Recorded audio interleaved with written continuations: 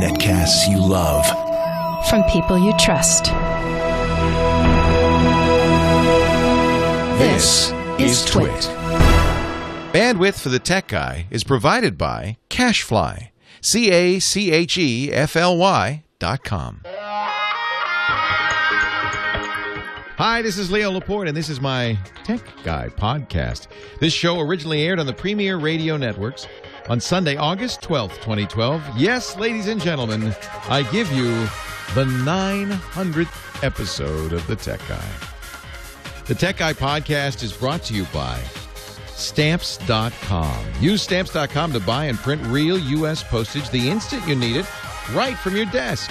For our special offer, visit Stamps.com, click the radio microphone, and use the offer code TechGuy. That's Stamps.com, promo code TechGuy. And by Ring Central. We do everything in the cloud. That's why I love my cloud-based phone system from Ring Central. Zero startup costs, and Ring Central is $20 per month per user. Try it now with a 30-day risk-free trial. And when you buy one desk phone, you'll get a second phone free up to 20 phones. Call 800-543-9980 or visit ringcentral.com and use the promo code TWiT.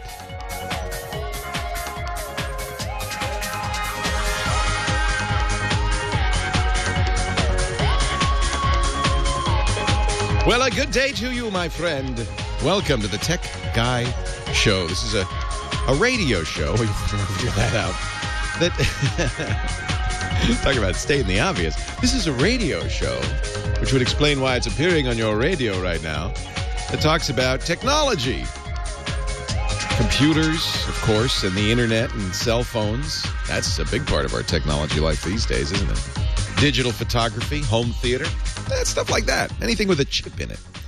8888 Ask Leo is the phone number if you want to call in. It's a call-in show. It means you can ask questions, make comments, make suggestions. 888. I say 8888 Ask Leo because it's easy to remember. You know, 2 pianos, 88 keys. So 2 of those, and then an Ask and a Leo. See, that's easy to remember. That's a mnemonic. But if you don't want the mnemonic, you want the digits. This would be, especially if you're calling from outside the U.S., 1-888, that's toll-free, 827, that's the prefix. I'm just slowing myself down. I don't even remember it now. I can't remember it now. I slowed myself so down, so much I don't know what it is. 888-827-8856. Is that right? I don't even know. You know what? You could go to the website. It's there. It's on the website, right in the front page. The new website is up, techguylabs.com. Techguylabs.com. And that's where Josh is taking all the show notes, writing everything down. He's, and I shouldn't say just Josh, James Ruvo also. So every episode is there. Questions, answers, video, audio, the works. The kit und the caboodle. It's all there. Josh is not taking show notes, he said. Thank you, Josh. James is. Josh comes in afterwards and ties it all into the video. That's what Josh does. You know what today is, though, and it's a good day to talk about this. It's our 900th episode. There are on the website 900 episodes now. Wow. And we were talking about, 900 is not a huge deal, but 1,000, now that's a big deal. I've been doing this particular show. I've been the Tech Guy since 2004. I've been doing computer talk radio since 91. So really, this is like more than 20 years doing this. But this show, the Tech Guy show, and it became the Tech Guy because I inherited it from, I think he was the computer guy on KFI. See, it rhymed. In Los Angeles. And so when they hired me, I was the tech guy on KFI. And because of the rhyme. And then it just stuck. And now I don't think they did they trademark it? I hope they trademark. I didn't trademark it. If you want, you could be a tech guy. Somebody tweeted yesterday to their friend, you are a tech guy, but only Leo Laporte is the tech guy. Okay, well, we'll take that. The tech guy. 900 shows. Isn't that great? Now, I'm thinking, and I'll have to talk to our stations in the Premier Radio Network. The Tech Guy Network is now 180 stations strong. We should do something The 1,000th show will be almost a year from now. I do 1,004 shows a year. No, that's not right. 104 shows a year. 104 shows a year. So 1,000 will be in early August of 2013. We should. You know what, John? Maybe we should take it to Disneyland or Disney World. What do you think? I could have Mickey on the show. It's always been a Mickey Mouse show, but I could have Mickey officially on the show. That'd be kind of fun. Or what else? What other things could we do for show 1,000? Anyway, yes. Web 2784 in our chat room says, Leo's having trouble with numbers today. I am. Should we do a broadcast from the Ohio State University, the tech guy? That'd be good. I have an Ohio State mug, thanks to one of our chat mods, Darth Emma. Disney World would be good. What do you think? You guys are from Florida. Disney World. Yeah. August in Disney World. Beautiful, isn't it? Great time of year. Warm, really? From the beach would be good. Maybe I should do it from a beach somewhere. No, you don't want to see me in a swimsuit. Phone number 8888 Ask Leo. Website techguylabs.com. And anything that's on your mind today we could talk about. I know a lot of people are waiting with bated breath for the new iPhone, which, Apple never says. They never tell you ahead of time. So we don't know really when it's coming out, but the rumors are so strong. Sometimes the rumor mill the drumbeat gets so strong, you just have to believe it. Boom, boom, boom, boom, boom, boom, boom. Apple's gonna have an event in September and announce the iPhone 5. Boom, boom, boom, boom, boom. Even when the Wall Street Journal says it, it's got to be true at that point. If the big boys, not just the little, there's so many Apple rumor sites, Apple Insider, 9 to 5 Mac, Mac Rumors, the original.com. There's so many of them, and they, boom, boom, boom, boom, boom. But then when the All Things D, boom, boom, boom, boom, picks up the drumbeat, and then boom, boom, boom, boom, when the prestigious Wall Street and the New York Times, boom, boom, boom, boom, boom, it's getting louder. So and it seems to be the consensus is that we will have a new iPhone announcement in early September, and it will ship 2 weeks after that. That seems about right. I mean, that's when they do it normally. They released the first iPhone in June, but was it last year? They slipped it a little bit, and so now the consensus seems to be September 12th for an announcement, September 21st for a release. The name we don't know. That's the one thing no one knows. We're all calling it the iPhone 5. Seems unlikely. Given that the iPad 3 is just called the new iPad, I think there's even money it's going to be the new iPhone. They're just dropping the numbers. I don't like because I can't. Now, how do I describe it? I have to say the new iPhone, which was released in September of 2012. Supposedly a bigger screen. The current iPhone 3.5 inches, that's looking awfully small compared to the crop of hot Android phones. And I think some people like a small phone. They don't want a big old phone. 3.5 inches with a Retina display looks nice. But, it's feeling a little small. I don't know. I like a bigger phone. So the rumor is that Apple will release a tall iPhone, 4-inch screen, but it will be 16 by 9. Which means I think they're saying the resolution is this weird resolution of 1136 by 640, which is just weird. That's what the rumor mill says. The rumor mill also says, and I think this has to be true, or Apple will really be out, that they'll have LTE, the new high-speed networks on AT&T and Verizon. Sprint is starting to roll out LTE, so I figure the Sprint phone will also have it. And they've got to do that. They just don't have a choice. New chipset, faster chipset, of course. Some people are saying it's going to be the first unibody iPhone, kind of like the laptops are unibody, the all aluminum unibody. They'll do something like that. It'd be nice to go back to metal. I frankly think the iPhone is really breakable. How many of you have broken your iPhone?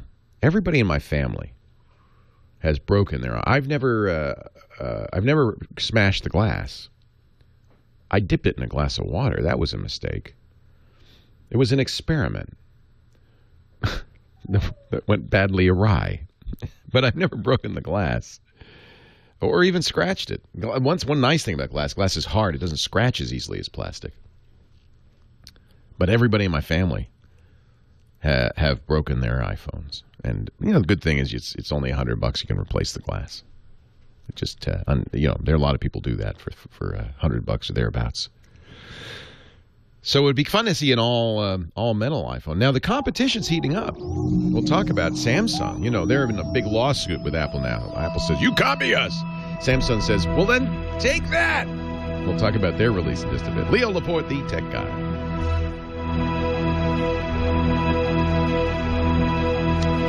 Rod 19 more in our chat room asks, when is TWiT going to go HTML5? It's not really up to us. We have we use third parties for our video. Ustream, Flash. Although they have an HTML5 feed, so you can use the Ustream HTML5 feed. Big Gravity, Flash. Justin.tv, Flash. We do pay for an HTML5. That's what you're calling it. It's not technically HTML5. We're paying for a HLS stream because, of course, you can't watch Flash on the iPhone. So we do have an HLS stream that we pay for through FlowSoft in the Netherlands. And that feed is what you'll see if you use the TWiT iPhone app. Not sure what they're using on the TWiT Android app. I think they're also using that HLS feed. Or if you go to, on your iPhone or your device, live.twit.tv, and you pick audio, you'll see if you do it on an iPhone, you get a weird, different-looking screen, and you could pick video, and that's going to be HLS, because obviously there's no Flash. Android, unfortunately, doesn't handle the industry standard M3, whatever it is, U8, whatever that file is that we send to the iPhone. And so Android, you have to use an app to watch us on Android, I think. So the Android app that I recommend is the one from Fcon, F-C-O-N. It's very good. And then on the iPhone, our friend Craig, who's probably in the chat room, Houdini7, makes a really good one. I know he's updating his Android, and of course I'll recommend that one when it's updated. But I'll just show you the... I don't have my iPhone, but I can show you the Fcon. Well, you know what? It's on the desktop. I don't know why I'm searching there. I think it's on the desktop. Where is it? Oh, maybe not. It's in video? Oh, it's in audio. That's a strange place to put it. So, as with all our apps, you get to download existing shows, listen to the live audio, or watch the live video. And so this, if you're watching this, that's an HLS stream. That's kind of brute force, like the 10,000-meter. It's a really oldie. Why is that so far behind? Wait a minute, that's bizarre. How come, is that stuck in a loop?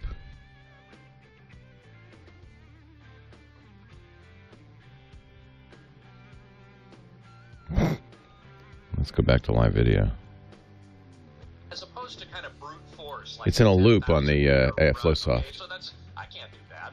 Can you look at the FlowSoft? But it seems more brute force than fine skill. Oh, but to watch. Yeah, it's something wrong with the feed. See if the audio's okay.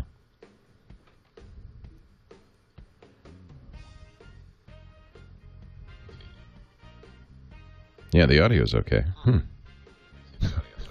The audio's okay. Is the audio okay? The audio's okay. Or is it? Yeah, the audio. Yeah. Okay. Is the audio okay? The audio's okay. Oh, okay.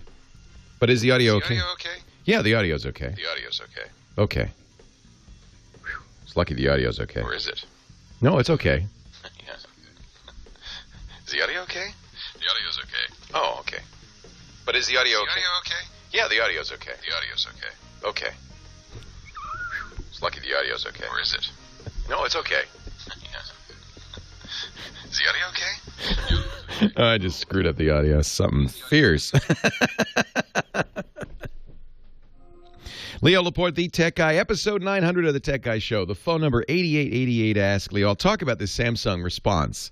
I just love this. You know, Samsung and Apple are in this heated court battle. Samsung is being sued by Apple because Apple said, you copied us.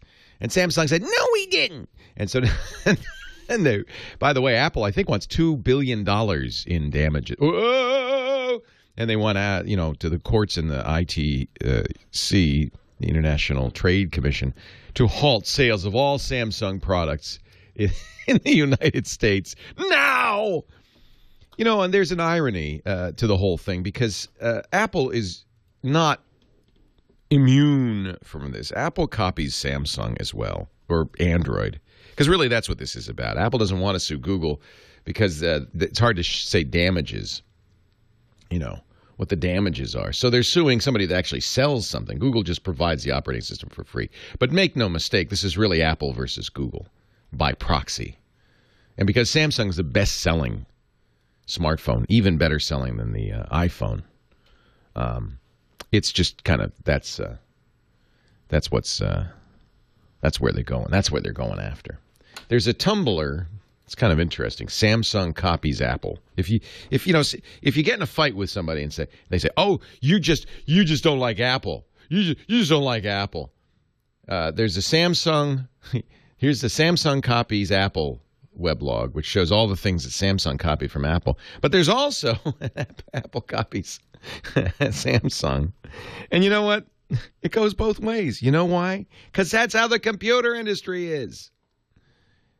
Apple and Samsung and every other company go back and forth all the time. That's how it is, and that's how you and I want it, because that's what makes products better. You don't want one company to own touchscreens, then nobody else can make one. No, you want everybody to make touchscreens. And this is good. This is good. This is what we want. Now, I don't want somebody stealing, but you can be inspired by. And how many different ways are there to make a tablet, after all? You know, I was a little disappointed. It was for a technical reason, but the judge, Samsung wanted to introduce into the Samsung-Apple trial video from a movie that came out in the 60s. Remember 2001, A Space Odyssey? And in that movie, as the astronauts are working on the space lab or whatever it is they're in, the spaceship, they're running around, they're eating breakfast, and they've got a tablet. And they're watching the news. And it looks just like an iPad. It's from 1969. And the judge said, no, you can't introduce that. Which just kind of, it was for technical reasons. It wasn't, but it just is not right. Because the jury should see this and understand that a tablet is a tablet. It's a tablet. And Apple didn't invent the idea. They perfected it. But that doesn't give them the right, the only company to ever to make tablets from now on. It's a good thing Apple didn't design the first airplane or car or refrigerator, says Web6846 in our chat room. Exactly. Exactly. So it's unfortunate because, of course, if they stole something, outright, if they took code or they completely copied something, that's one thing. But if they were inspired by, that's how the industry works. Apple took notifications, drop-down notifications from Android. Apple took plenty of things from Android. Apple's claiming, for instance, Samsung stole the icon for the telephone. It's a green icon with a phone handset in it. And I thought the Samsung lawyers made a pretty good case with the Apple designer they had on the stand, saying they showed him a 1939 phone. See that handset? You mean that handset, the one Samsung stole from Apple? You mean the one from 1939? That one? Yeah. What color is a green light? Green. What does that mean? Go. So a green icon with a 1939 telephone handset in it. Apple owns that? You tell me? Well, it's got rounded corners. Oh, Apple owns rounded corners now. Yeah. Please. Come on. $2 billion in damages. Really? It feels to me like Apple's trying to put the competition out of business. They just want to own this sucker. Now, I don't blame them. They have a fiduciary responsibility to the stakeholders to make as billions and jillions and gajillions of dollars if they can. I really hope I really hope that justice is served here because it's good for us. Maybe not as good for Apple. Yeah, it would be better for Apple to win this case. Of course it would. And there may even be some merit. But what is right for society as a whole? Companies should be allowed to kind of, sort of be inspired by, I don't mean direct copy, but inspired by other companies. We all stand on the shoulders of giants. We all do. I didn't invent talk radio, baby. Gary in Ontario, California. You're our first call. Leo Laporte, the tech guy. Hi, Gary. Yeah, how you doing, Leo? I'm well. Welcome to the show. Yeah, I've talked to you a couple times before and got some good information. I'm trying to figure out what the legality is with Radio Resource of broadcasting, not necessarily police departments. I know there's police departments on there and everything, but I've got a campus safety system that's digital, and I'm decoding it, and they're trying to tell me I can't monitor them. Oh, that's really interesting. You'd have to look at the local law, I would guess. Generally speaking, stuff the government produces is owned by all of us, right? Because it's taxpayer dollars and so forth. Right. But when you're talking public safety, and this is public safety, right? There certainly are laws about having a police scanner and rebroadcasting a police scanner. So I would guess that the law is what protects it here, not trademark, copyright, or patent law, not intellectual property law, but in fact law. Now, when you say decoding, do you feel that the encoding was done to scramble it, to make it private?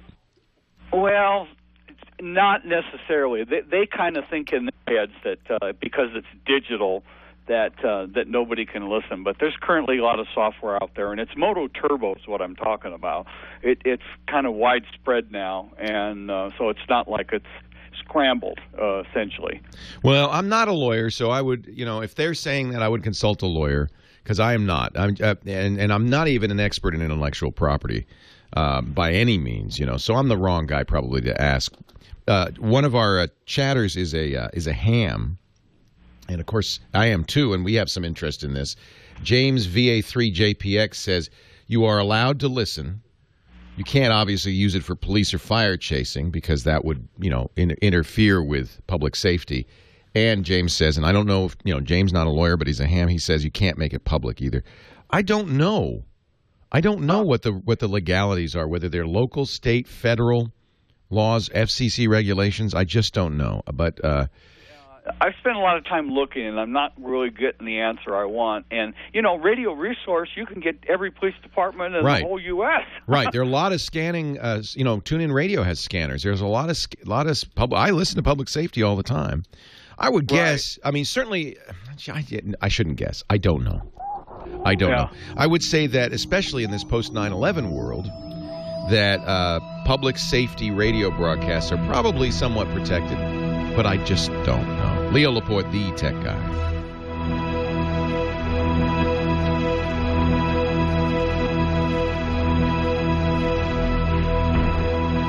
University security, I would say, is probably protected under whatever public safety rules are. But again, I'm totally guessing. Do not know. You want to try the live stream again? Yeah. Was it something? Was FlowSoft broken? What do you think? Well, we restarted the Wirecast. You think it was Wirecast? Well, I actually got Colin to do it, so. We don't know. So let's check. Let's find out. I just saw that machine has restarted. So. Yeah. I don't want to talk to you. I want to. Yeah, the audio's okay. Okay. Lucky the audio's okay. That's the audio. So we now the audio is still okay. The audio really should stop that right now. I don't know if I broke it. It feels like I broke that. Look at the video. If the video's doing that, we're really in trouble. As opposed to kind of no. Force, like but maybe it's this app. Okay, so I can't do that. I appreciate the skill involved in that. Ask if anybody's watching on Roku. Brute force than Roku also uses this stream. Is anybody watching on Roku in the chat room?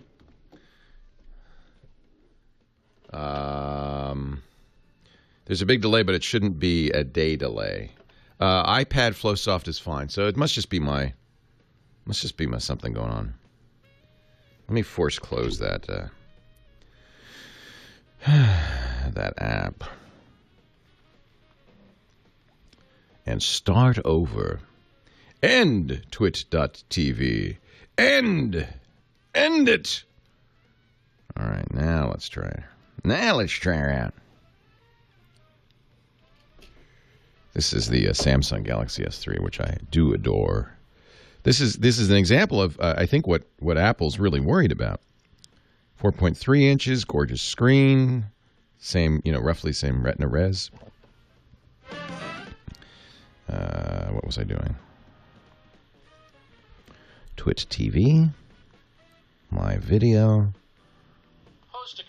Uh-oh. It's still doing it. I can't do that. I appreciate this. I wonder if this is the app. It seems more brute force.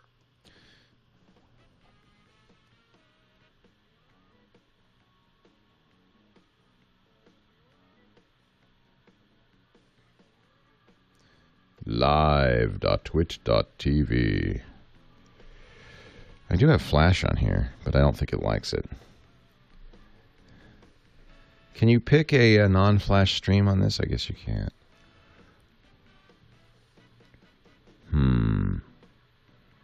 Bit gravity high is Saturday. Bit gravity low is okay. So it's a Ustream glitch? Well, no, because that's not Ustream. I don't think that's... Maybe that app pulls from Ustream. Do we have a Roku box here? iOS app is doing the same thing on video.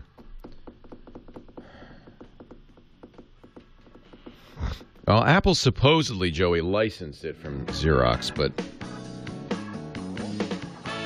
it goes back and forth, back and forth. Let's see what's going on live.twit.tv.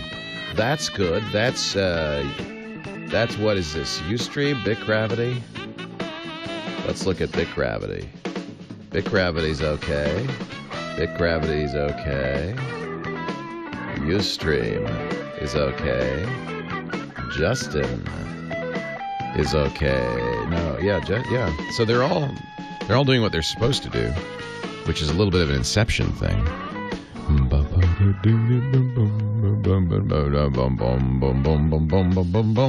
So Farcourt's not having I don't know what's going on. Let's see. Let's go to Wally, Cincinnati, Ohio. He called 8888. Ask Leo. Hi, Wally. How you doing, Leo? I am well, sir. How are you? I'm doing fine. I got to say one thing. I listened to yesterday's show, and you scarily do Herbert too well. From the Family Guy, Herbert the Pervert. Yeah. Hello, muscly arms. Yeah. I shouldn't be doing that voice. I'm going to get in trouble, I know. Yeah. Did I do it on the air or just off the air? I hope I just did it off the air. I don't know. This is the problem. We have cameras in the studio, and we have audio in the studio, and you can watch on the website. And I very much confuse what is actually on the radio, like with a million people listening, and what is just on the internet back channel, where it's just a handful of you. Yeah, I used to work in radio, and I've questioned myself. Did I say that on the radio? Exactly. I've been doing this since 1976, 36 years now, and I can't tell anymore. I'll wake up in the middle of the night in a cold sweat. My kids say, "Why don't you ever swear?" And I say, "Because I can't remember if I'm on the radio or not." So you're an old radio guy too, Wally? That's cool. Yeah, I used to work at an oldies station here in Cincinnati, and then I decided to move into engineering, and that was the biggest mistake I ever did, because then they acquired a couple of stations and two of their engineers, and I was the low engineer on the totem pole. Out the door I went. I'm not going to say anything because I'm still on radio. There you go. But I am deeply sympathetic. Been there, done that.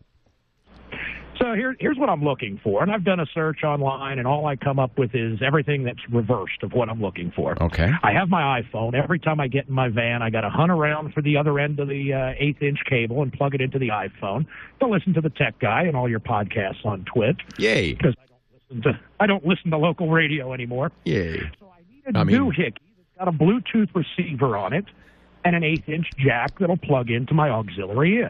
Okay. Because the car stereo I have does not have a Bluetooth receiver. Right. And I was wondering if you knew anything that can do that.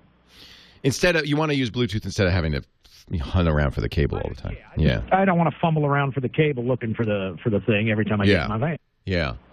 I don't blame you. So you want kind of an aftermarket. I mean, there are head ends that have aftermarket head ends that you could put in. That's right. I've got a JVC, and it's the lower end one that doesn't have Bluetooth, and it doesn't have a USB port on it either. Right. Because I've noticed JVC sells one with a sure, everybody does USB. now. Alpine would be my choice if you're getting a new head end. They really do state of the art. Now, there's going to be this huge disruption, because one thing I did not mention about the new iPhone is they're changing the cable. You're using the audio jack. That's kind of, audio jacks are forever. But the digital bottom, the 30-pin port at the bottom, is going to be changing to a new 19-pin, completely incompatible port. And there are quite a few car stereo manufacturers who put docking stations in. Right. And for them, they're really in trouble. So that's why USB is a better choice, because you can get a different cable. But you want to do Bluetooth. You don't want any cables. Right. I want to plug something into the auxiliary input on the front of my head end. I get it. A Bluetooth receiver that will pair with my iPhone every time I get into the van. Now, as you know, as an old radio engineer, there's a lot of FM transmitting devices. Belkin, Griffin, a lot of them make those. And I don't recommend them. You're in Cincinnati. There's probably 70 or 80 radio signals. And it's just very hard to find a free channel. So I find it very annoying. So I don't recommend the radio transmitters unless you live in an area where there's a lot of free space on the radio dial. You could quickly verify that one way or the other. Just tune down the dial. Oh yeah, there's a lot of states. It's impossible in a big city like Cincinnati. You're not going to be able to do it. I can do it here in Petaluma. As soon as I start getting close to San Francisco, forget it. It stops working. So I abandoned that. I have an old enough car. My old car had a cassette deck, and that was actually a very good way to do it. But you have a mini jack, so a mini audio thing. So what you want is a Bluetooth A2DP dongle that will go to an audio jack. Now they're saying, let me just see. There are plenty of these, by the way. I've never tried any of them. Target makes them. There's something called the Chatterbox. But I don't know. I don't have any experience with these. As long as it does A2DP. Here's one called the Wireless Bluetooth Stereo Music Transmitter. For $20. This is on Amazon. And it's exactly what you want. It just... Well, no, that's going the other way. Oh, is it going the other way? Yeah. I see what you're saying. Yeah, that's if you had a Bluetooth car and you didn't have a Bluetooth phone. We don't want that. We don't want that, do we? I need it the other way. I need the receiver with an 1/8-inch out that'll plug in. Yeah, there are quite a few of these that turn, say, an iPod into a Bluetooth device. Right. I see. So you've probably done this same search. Let's see. The chat room is coming through as usual with a lot of links. Make sure if you find a link, kids, that it's doing what he wants, not what I thought, which was the other way around. Here's a Belkin Bluetooth music receiver. Remember, see, it's hard to figure out when you look at these. Play music from your iPhone, iPod Touch wirelessly through your home stereo. Yeah, this seems like this is what you're looking for. So Belkin makes one for $25. Belkin is one of those companies, you probably already know this, Wally, that takes existing hardware out of China, Korea, Japan, and rebrands it. So I would guess that if you're buying it from Belkin, there's probably 30 other companies that are selling exactly the same hardware. This looks good. It's a EDR, A2DP, which means you're going to get stereo. I've had very good results using Bluetooth. My car stereo has Bluetooth built in. I've got the Ford Sync, and it works great. I get in the car, it starts playing. I get out of the car, it stops playing. This looks like this is what you want. Yeah, buying a new car to do this is just a lot of money. Can I recommend you buy a Ford vehicle with the...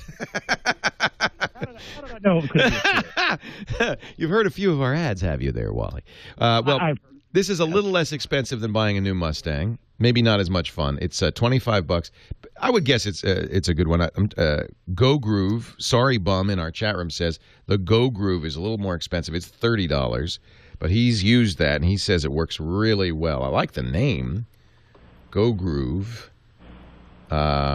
So it looks like there are some choices out there, Wally. I just don't have any experience with any of them. You know what? I'll order a couple of these, and we should do a... The only thing I ran into was something, and up north in Springdale, Ohio, is a company called Parts Express, and they've got all kinds of things. Love those kinds of places. I could haunt those places. I went up there to buy one thing. I think I spent $200. Yep. That's how you know you're a geek, by the way. I know. It's but what they sell one, but it's not in a case.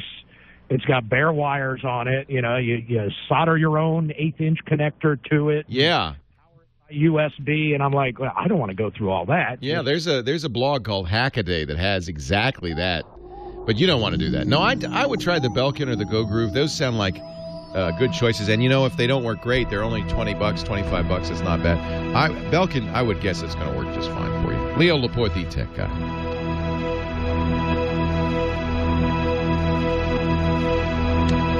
I've been very happy actually with A2DP Bluetooth. It does for me, an excellent job. Can I tell you something else I'm very happy with? I am really happy with our phone system. I haven't talked about this lately with you. Ring Central. So when it was funny. I didn't, as a business owner, this is my first business. So I never thought about anything like this, right? And when we were in the cottage, just everybody used their cell phone. We grew kind of organically, so we just said, we don't have a phone system. We had one line and one phone. I think it was a cordless phone. And that was all right. Now, we're building a studio a year ago. We got 25 employees. We've got a front desk. We kind of need a phone system. And the thing I did not want to do is put the traditional, and I was aware of this, you get a Northtel PBX and you put it in the basement and you've got this expensive hardware and you have to program it. It's crazy. So I didn't know. I really, truly did not know what to do. At first I thought, well, just let them keep using their cell phones, but that's not going to work. We need a company line, company number, answering, voicemail. You need switching, you need all that stuff. So Russell Tammany, who I have to say, I celebrate him all the time. Don't we, John? Aren't we glad Russell is in our life? He is such a good IT guy. He doesn't work for us. He's a contract IT guy. And he said, well, I've installed Ring Central in a bunch of businesses, and I've had very good results. What was weird was I said, okay, let's get Ring Central. And the next day, Ring Central calls us and said, we want to advertise on the radio show. I said, okay. Just so happens we're already putting you in. So that was kind of amazing. You get phones. You just plug them in. There's no configuration. There's no PBX. It's all in the cloud. So there's zero startup cost. Cost is as low as $20 per month per user, which is a very good deal. That's all inclusive. In fact, includes long distance and everything. And you've got smartphone apps, this is so cool. I've got the Ring Central app on my iPhone, Android phone, and so when a call comes in, I can actually have it route to my Ring Central app. I don't want to show my phone number. I won't show the phone number. How do I do this? Anyway, there, I deleted a little bit of it. So you get the Ring Central app. So what this does, this is cool. I can make a phone call from my my cell phone that's goes through Ring Central, paid Ring Central, the company pays for it. It appears to be the company number calling. Callbacks go to the company number. I can have them transferred to my phone. I get voicemail in my inbox, a bunch, all the stuff that just faxes in your inbox. It's great for our producers. They really love it. So here's the deal. As I said, $20 per month per user is a starting price. You can start right now with a 30-day risk-free trial and a special offer just for podcast listeners. When you buy one desk phone, you get a second phone free up to 20 phones. So that cuts the phone cost in half. By the way, you own those. You buy them. You get to choose what you want. So call this number. Now, this is a special number just for listeners to the podcast. 800-543-9980. And they are watching that number, 800-543-9980. Or you can go to ringcentral.com and use the promo code TWiT. Just got to check to see I'm still in break, yeah. Ringcentral.com, promo code TWiT, or 800, I should put this in the lower third, 800-543-9980. 800, okay, can I fit this anywhere? 800. I can't. There's no room. 543-9980. Try it today. I think you really will be happy. Just thank Russell Tammany for it. All right, here we go. Leo Laporte, the tech guy, 8888 Ask Leo. That's the phone number. Back to the phones we go to Carlsbad, California, listening to the great KFI. Robert. Hey, Robert. Leo Laporte here. Hey, Leo. Welcome. This is a serious question. You've been having a lot of fun this morning, but here I go. Okay. I have a tremendous amount of medical scientific data. Okay. We're talking about maybe 100,000 documents. Holy moly. And that's a low end. It could be as high as 300,000. Other people have attempted this project and have failed. So then it was given to me, and I'm calling you. Okay. Yeah, I'm glad you're laughing. So my question is, this is like medical scientific data. The people before me tried to transcribe it manually. Oh, man. Yeah. I don't know what they were thinking, but it didn't work because when they went to use that documentation, the product didn't come out. There were errors that were made. Human errors, yeah. Right. Yeah. It's going to happen. So my question is, how do I get all that documentation out of those binders as is onto a disk? Well, okay. So here's there's two ways to do it. Humans, and with 300,000 pages of documents, that's going to be costly and time consuming. And as you say, there's errors. The other way to do it would be mechanically, and you could go out and get a sheet feed scanner that you could put in a stack of hundreds of pages at a time, just like a Xerox machine. It goes shoop, shoop, shoop, shoop, and goes through it, and it scans it. Now, what you'll have now, if there's staples and so forth, you're going to have to, or the corners are curled and stuff. The sheet feed could get jammed easily. You're going to have to monitor it, but it's not going to. For most, if it's all in binders, it's probably going to go through pretty easily. So then, now what you're going to have is an image. You're not going to have editable text. You're going to have an image. Most scanners come with something called optical character recognition, or OCR software, and that's going to go through it and take that image and do the best it can. It will not be perfect, but do the best it can to transcribe it. The better the text, the bigger the text, the crisper the text, the easier and better it will do. You might look at, they do have medically focused OCR, so it'll do a better job if you get a package that's designed for medicine. Because if you think about it, the medical vocabulary is constrained, so that makes it a little bit easier. None of this is handwritten, I hope. No, but I'm glad you brought that up. Some of it, it's like what you were saying about the staples and things. Yeah. There's page discoloration. You might, what you'll do. Well, here's what you're going to have to do. You can do it all, boom, boom, boom. It'll take you, a week or so, maybe. I don't know how long it'll take, but you can go through and scan it all. Put that on disks. Now you've got copies. It's basically pictures of, but at least you'll have that. And then you can run it through the OCR. That's going to take a little bit longer. The best OCR comes from a company called Nuance, that mostly because they just bought everything, and nuance.com. And then some of it will be good and some of it will not. And those you will probably want to then hire a medical transcriptionist or somebody who has experience doing medical stuff to spot check or fix it up. But nothing is perfect. I understand. And so you're not, you just have to understand that there's going to be a 5%, 1%, I don't know what number, usually around between 1% and 5% error rate. Huh? Yes, it can be done.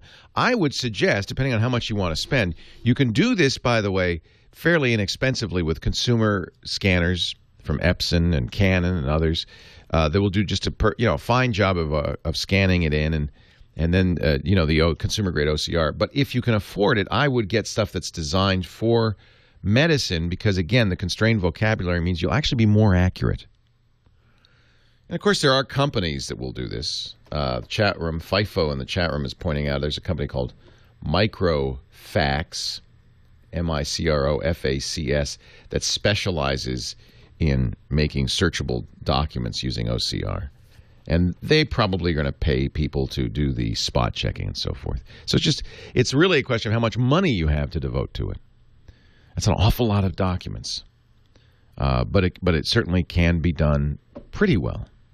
And I would guess that if it's crisp and well-formed, printed text that's not too small a typeface, you'll get very accurate scanning results. It's going to be on the handwritten stuff that would be illegible. You'll have to do that with a human. And stuff where it's faded or messed up is going to be a lot harder. Good luck. That's a challenge. To Sao Paulo, Brazil. Manny's on the line. Hi, Manny. How are you, Leo? I'm great. You're watching the Olympics thinking it's us in 4 years, right? Well, not in Sao Paulo, but that's exciting. Will you go to Rio for the Olympics, or will you stay far, far away? No, I actually don't live here. I'm just down. Uh-oh, did we lose him? Are you there? Oh. It must be on Skype, and did it cut off? Kyle, do you have any sense of whether he's still there, or are we? He said he has young kids, and he wants to know if AppleCare will cover if kids drop the phone. AppleCare does not cover accidental breakage. AppleCare is just an extended warranty. There's some companies that will sell extended breakage coverage. Your phone company might. If you're in the U.S., I believe Verizon and AT&T do. It's expensive. But I should tell you something. I have seen Apple replace broken iPhones. Sometimes free, sometimes for $200. So when you bring in a broken phone, you have to make an appointment at the Genius Bar. This is how Apple stores do it. You go to the Genius Bar, and the Genius has a lot of leeway, it turns out. I've corresponded with Geniuses anonymously, and they've said, let me tell you how this works. We eventually we're going to have to justify this to the manager. We can't just be giving away stuff right and left. But we have a lot of leeway. I remember my daughter, for instance, 2 weeks, bought her a new iPhone. 2 weeks in, she dropped it by accident. Now, she's an attractive young lady. So she walked in. I don't know if it had anything to do with that, but she walked into the... Oh, I think we dropped them. I'm doing a show to nobody. So I'm doing a show to nobody, huh?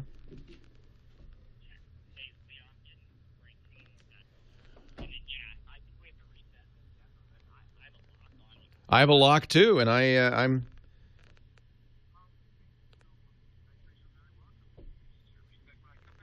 Is it something, John, over here? Is something wrong with our mixer? You know what? I think it's something wrong with our mixer. Would you reset the radius? Because I'm seeing it come back just fine on the Zephyr. So I don't think it's you, Kyle. We're going to reset our mixer. I think our mixer might have died. It kept going. I don't hear a commercial yet, though, Kyle. I guess we don't have a full lock. I'm waiting. It takes a little while to lock sometimes. So those of you watching our Twitch feed, you got a special. No, the Zephyr was working. It was a problem with the mixer for sure. I was seeing. Well, it makes no sense. I mean, everything else, I was getting it up. Well, who knows? No, you're right. If it's a mixer, we wouldn't have gotten enough feed, right? All right, I'm hearing it now.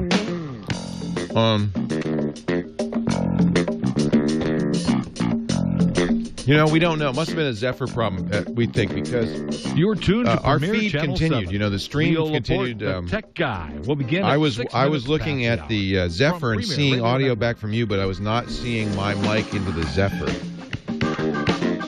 But the Zephyr's fed with the same channel as the stream is, right? And the stream was continued to work. They're separate outputs. It's weird that one output would fail. Yeah. The live wire might have dropped. Yeah, maybe the live wire dropped. Maybe it was a separate live wire. It's just one live wire. All right.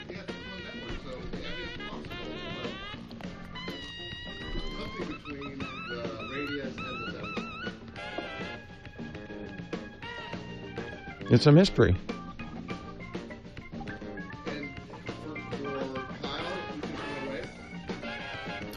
I didn't know. I was talking to somebody on the phone. The phone disappeared. I thought we lost him. I said, Kyle, I don't know. Can you hear him? Nothing. So I just kept talking. And you did the was that after the ESET app? Yeah. So we got the ESET ad. So you lost. So you couldn't hear him. Turns out I was not hearing.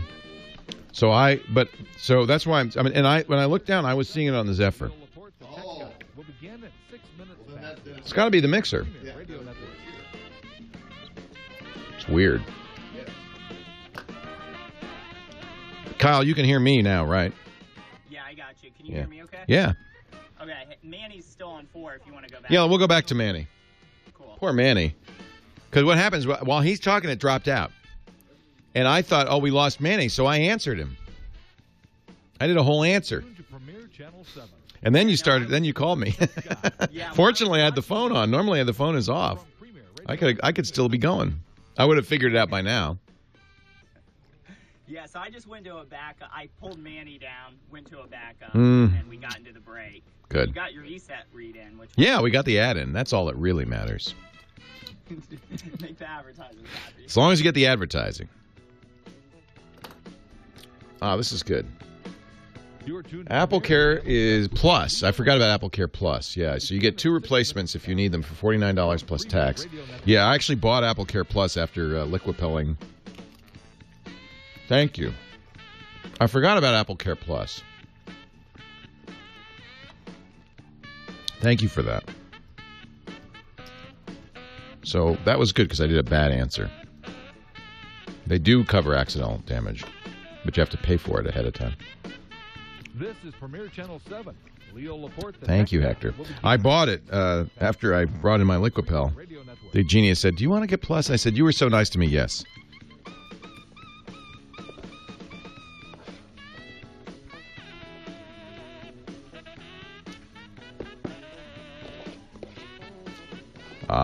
You have to prove that your phone didn't break.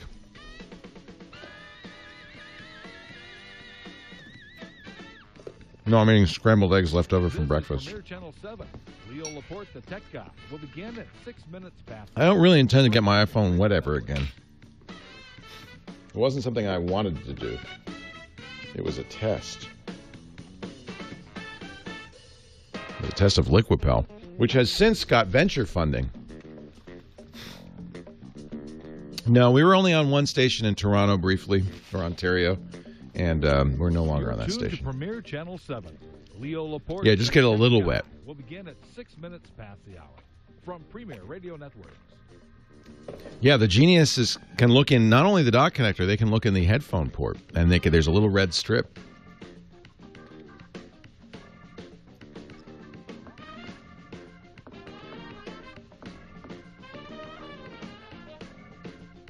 Exactly. You're tuned to Premier Channel 7. Leo Laporte, the tech guy, will begin at 6 minutes past the hour. You know, the Apple employee who helped me at the Apple store didn't say anything at first.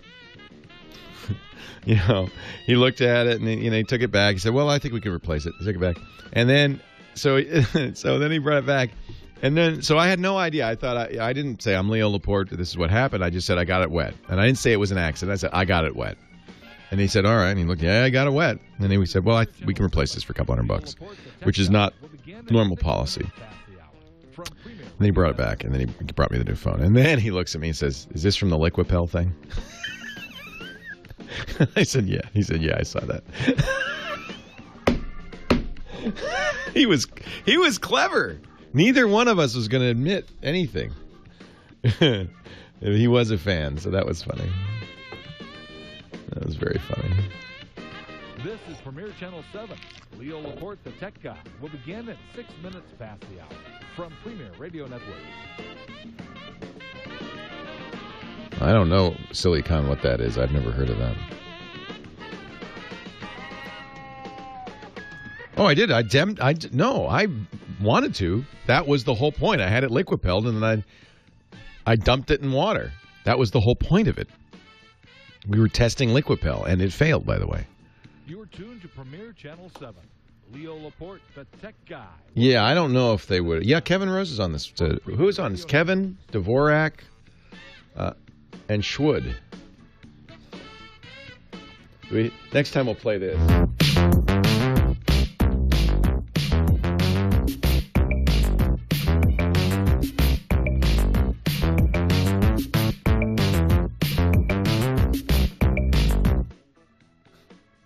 What?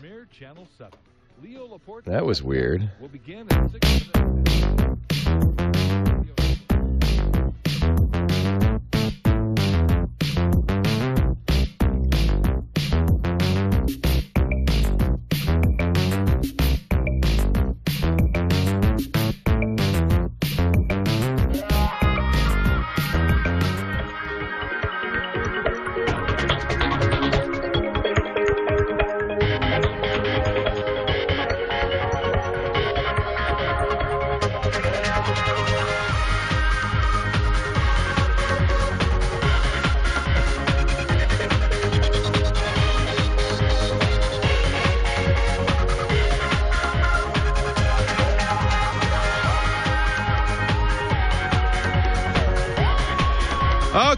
Okay. Leo Laporte here. The Tech Guy. Back live. We don't know what happened. You know, when you're the tech guy, you live on the bleeding edge. Sometimes people say to me, why is it that your show has more technical difficulties than any other radio show on the world? Well, because I am the tech guy, and I live on the bleeding edge. If you only knew the baling wire, spit and string that holds this thing together, you would understand. So we don't even know what happened there. But I was in the middle of talking to Manny in Sao Paulo, Brazil, and I thought Manny got cut off because, he's in Brazil. But no, Skype from Brazil works just fine. It was me. So, Manny, I apologize. Welcome back. Thank you. So are you on vacation in Brazil? Is that what you're doing? No, I'm just on a layover. I fly for the airlines, and we're down here quite a bit cool. on a monthly basis. So we have a lot of pilots listen to the show. I guess there's some downtime while you're flying, and podcasts are a good way to spend that time. They're perfect. That's great. Well, it's nice to know you. Can I ask you, as long as I got you, Manny, can I ask you a question about being a pilot? Sure. I won't ask you what airline or anything. But do you fly commercial? Do you fly passengers? Passengers. Yeah, and do you what kind of jets? I'm on the 777. Ooh, beautiful, real fly-by-wire thing. Now, I was told, and I want to just verify this. Do you ever let the plane land itself? Remember, you're anonymous. We don't know what airline. No, we do it all the time, and there's actually requirements that we have to do it within so many days just to have it certified. Yeah. So these modern planes, the Autopilot is so good it can land itself. Up to a certain point, the software on the airplane and the limitations that they test it for only allow it up to a certain headwind and crosswind component. Yeah, of course. We have to do it. Yeah, if it's a scary landing, you want a human doing it. The reason I bring this up is we talk a lot about autonomous vehicles. Google's now announced that its autonomous vehicles have driven 300,000 miles without accident. And people sometimes say, well, I don't want a car to drive itself. But in some cases, the technology exists. Planes have been flying themselves for some time now, and they do a pretty good job. A lot of the technology that comes from cars originally came from airplanes. Exactly. So, yeah. So like the anti-lock skid and all that stuff, they've had it for decades. It's not that we don't want. We want you guys in the front. I am not getting in a plane where there's nobody up front. I'm not crazy, but pilot assist. This is what the cockpit of the 777 was designed by the guy who's now the CEO of Ford, Alan Mulally, who was an engineer at Boeing for many years. He did all the fly-by-wire stuff, and really smart guy. And I asked him, I said, why isn't Ford doing autonomous vehicles?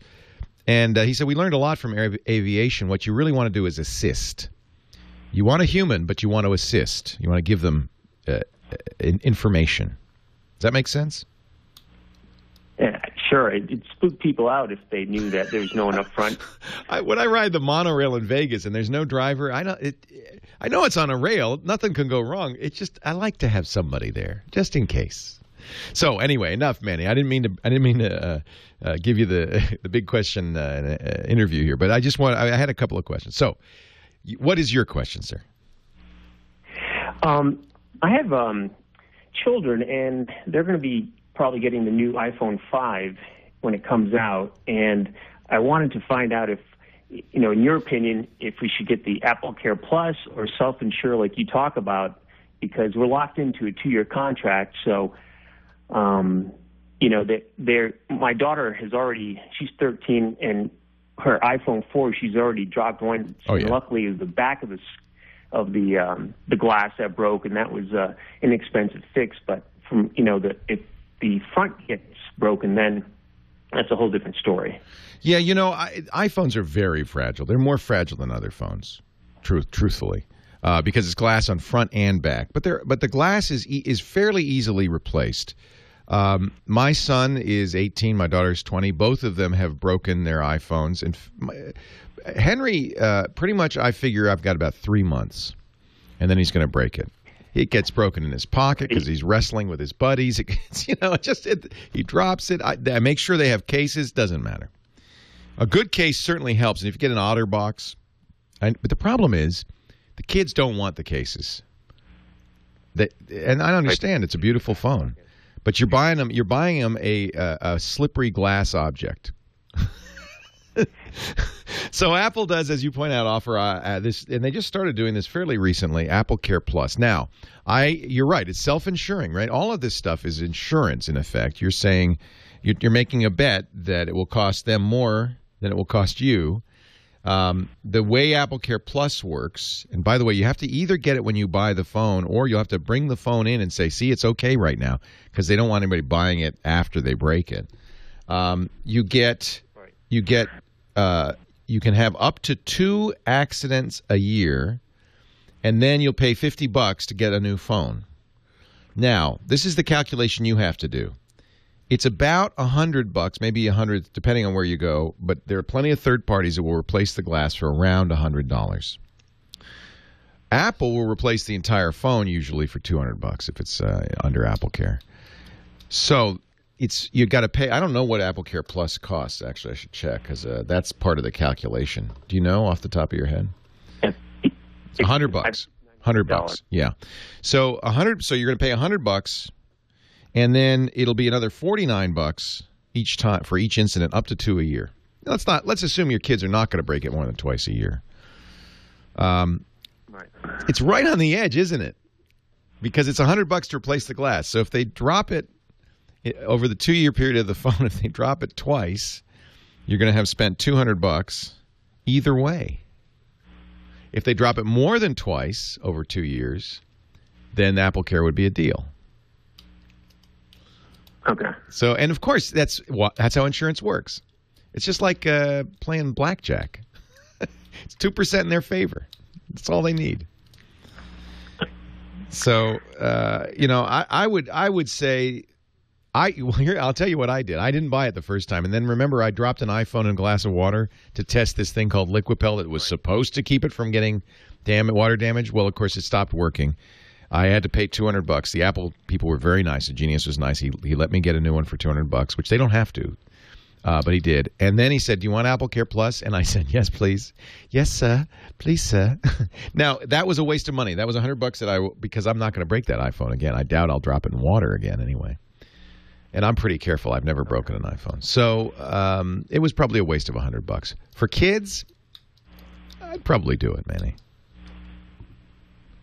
Okay. I'd probably do it. I hope I get to fly with you sometime. If you ever see me in the back, come say hi. I definitely will. I appreciate it. Thanks so much for the call. And thanks for giving us a little insight into what's going on up there in the cockpit. So I have such respect for pilots. Man, the responsibility and what they do in that 777 is so exciting. It's so cool. And it's funny. It's not unusual for me. It happened when I flew to Dubai a couple of years ago. I'm in the waiting area to get on the plane. The pilot comes up and says, "Hey, Leo, I'll be flying this plane. I listen to you all the time." It was really cool. It was on Emirates. It was really cool. It's Sao Paulo, Scotland. Spelled S-A-O, but that little C-D on the A makes it Sao Paulo. My Portuguese is not so good. Sao Paulo. Carlos Chino, is it Chino or Chico? Chino, California. Leo Laporte, the tech guy. Hi, Carlos. So, where is it? Hi, Leo. Hey, Carlos. How are you? I'm doing all right. Welcome to the show. What can I do for you? Thank you. I was calling because I've been having problems for quite a while now with Safari and IE. All right, let's help you out after the break. Leo Laporte, the tech guy. Stay here. Sao Paulo, obrigado. Yeah, the Liquipel moment. You want to see it? The Liquipel moment. It is the hottest topic at CES is that they Liquipelled it. Oh, did you hear that? Let's see that again. Somebody said that what they did at CES is that they Liquipelled it. Did you hear that? Liz screamed. The phone screamed. Audible gasps. They did it. It's on. It's on. They did it. Now they say turn it on, whatever you do, and they say all the things that you would say if it were not Liquipelled. Mm-hmm. We'll just take a chance, and there it is. But that definitely shouldn't get wet.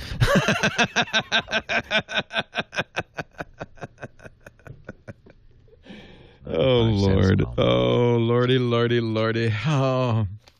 Hey, have I talked about stamps yet? No, I haven't. Let's talk about it real quick. I'm a big fan. I like to talk about Stamps.com. This is one of our great sponsors for the podcast. You know, you probably see these ads now. This is podcast advertising, which is really great. It just shows you the support we get from our sponsors. I was very grateful. We've been doing this podcast it was my first podcast, this show was. So this is for 900 episodes since 2004. And without ads, because I just wanted to do it. But now we got some ads, so it actually finally pays for itself. And one of the companies that's been supportive, very supportive of all of our new shows is Stamps.com. We're supportive of them, so it's not much of a surprise. What is Stamps.com? It's something that other people in other countries really wish they had. The idea is you don't have to go to the post office. You use your computer and your printer, and you print your own postage. I mean, that's pretty cool.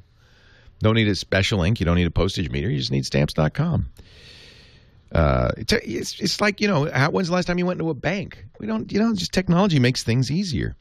You get exact postage for any letter or package whenever you need it because you got that great, somebody stole my scale again, that great Stamps.com USB scale. And the postman or the mailman, the postal carrier comes and gets it. You can schedule pickups anytime you want. They have lots of nice features. If you're an eBay or Amazon seller, it takes the data right out of the let me just check. It takes the data right out of the web page, and so it prints out the form. Same thing with international mail. You don't have to, no more handwriting. I just love it. I want you to try it. We've got a no-risk trial offer. If you go to Stamps.com, I should do that. You'll see right on the front page an $80 special offer. But don't fall for that. As good as that sounds, I got a better one. It is not Tramps.com. It's Stamps. Thank you.com. Here it is. Stamps.com. See the $80 offer? No, don't fall for that. Here we go. Don't fall for that. Click the radio microphone. Type in the offer code, which is TechGuy, TECH space GUY. And it turns into magic, $110 bonus offer. You'll see my face. If you don't see my face, don't do it. That's $55 in postage coupons. You get the digital scale. You just pay shipping and handling for that, about $5. You also get a $5 supply kit to defray that cost, and a 4-week trial of Stamps.com. Promo code is TechGuy. Look, what do you got to lose? Try it. And you get to keep the scale, even if you don't keep it around. Yeah, don't go to Tramps.com. Stamps.com. Stamps.com. Postage on demand. This is the modern time. We thank them again. We thank them so much for their support of the Tech Guy podcasts. It's actually, frankly, that support that allows us to do the new website, to hire Josh, all of that stuff. Until we had revenue on the podcast and had the webpage, we just, so it, I plow this stuff right back into the show, believe me. If you ever get your phone wet, do not lie. I can tell you that right now. Apple's probably copyrighted this, too. I don't know. Maybe there'll be a lawsuit over this. I think there was. I think somebody claims this. In most phones nowadays, there is a little paper strip that will turn color when the phone gets wet. So I just pulled the battery out of my Samsung Galaxy S3, and it's right there above. There's a little paper strip right above the power connector. That when that gets wet, it turns color. And why do they do that? Because so many people bring their phones in to the the store and say, I don't know, it just stopped working. I can't figure it out. I think I need a new one. I think it's broke. Don't. They know. They just open it up and they say, yeah, it's broke. You dropped it in the toilet, didn't you? Oh, my goodness. I was talking to a friend on Thursday, and she says, I got a new iPhone. I said, oh, that's nice. What happened to the old one? She said, I flushed it. I said, what? You dropped it in the toilet? And she said, not only did I drop it in the toilet, I flushed it. And not only did I have to get a new iPhone, I had to get a new toilet. Do not, if you flush your iPhone or any phone nowadays, they have that paper strip in there. The iPhone, they don't even have to open it up. They can't, right? Because there's no user serviceable parts inside. When I brought my wet iPhone into the Apple store, the Apple Genius takes a little pen light and shines it into the earphone jack, or I think they can do it also in the 30-pin connector. He says, "Yep, you got it wet." So be honest. Be honest. Yep, you got it wet. And in my case, now remember, I got it wet on purpose. I was testing a product that supposedly protected your phone from water damage. Didn't. And it was a serious test. I dropped it in a glass of water, let it sit, took it out. Worked for a little bit. Turns out when I brought it in, I brought it into a third-party repair place at first. They take the whole thing apart. They dry it out. They scrub it. They clean the connections. He says, you fried everything in here. He says, look at the SIM card. Even the SIM card was scorched because of the short circuit. That's one negative about the iPhone is you can't pop the battery. You're still applying power no matter what. If you have a device that you can pop the battery, so much better. If you drop it in water, immediately, just as quick as you can, open it up, pop the battery, because now you've removed power from it, and you're much less likely to have a short circuit. At that point, you can let it dry and be very patient. I don't mean 5 minutes, 10 minutes a day. I mean a week.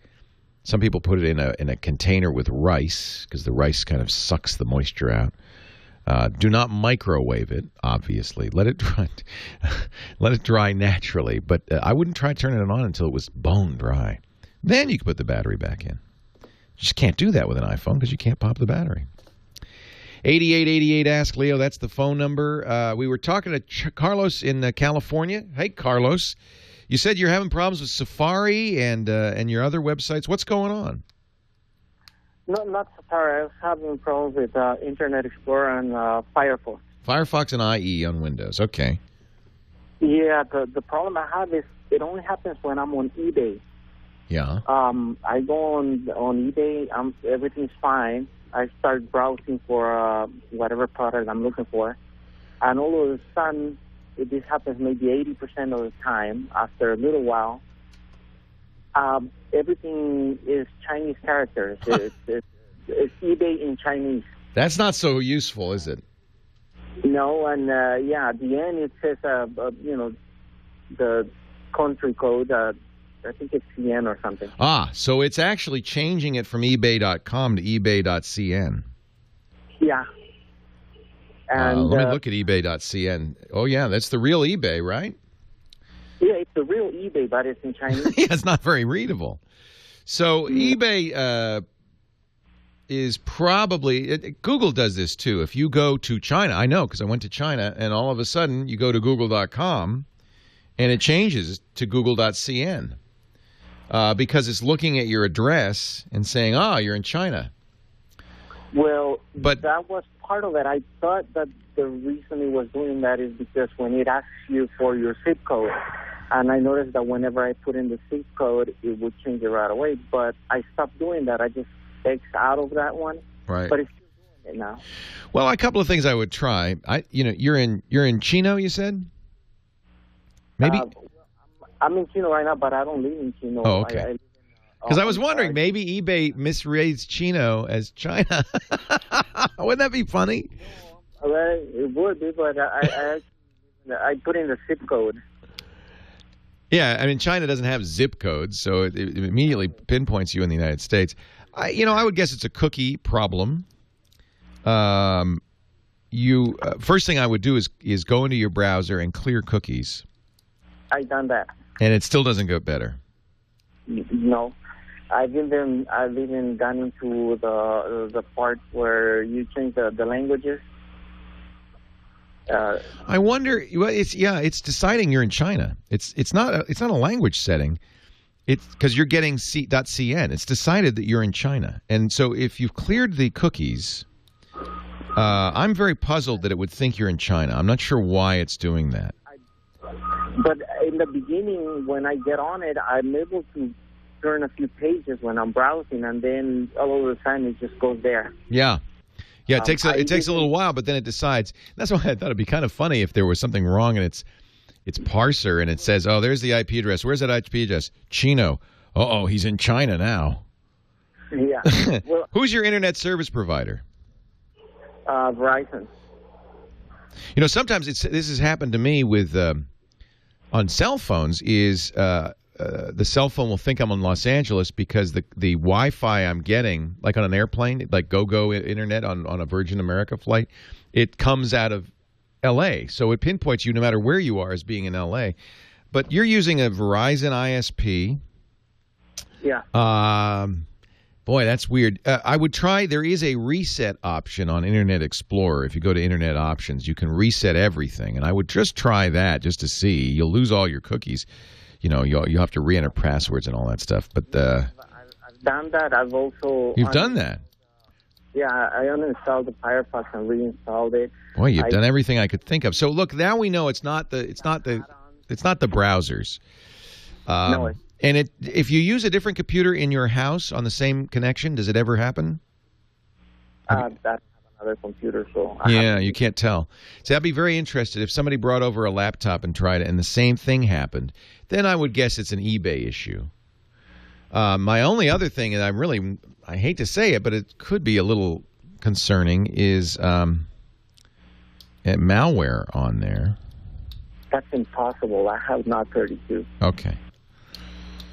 Boy, and it's weird that it's happening in both Firefox and Internet Explorer. You wouldn't expect that. They have their own separate cookies, their own separate everything. The only way I can go back is, right after this happens, I exit out and I restart the browser, and right when I do that, it gives me another error. It gives me error 403, and it says forbidden. Yeah, I'm a little worried that you might have something on there. Boy, I don't know. I ran the antivirus and the malware. Yeah. Millions of times. And you've never seen any. Okay, all right. Well, I don't know. I'm puzzled. I'll ask the chat. Maybe we can come up with an answer. Keep listening, okay? Leo Laporte, the tech guy.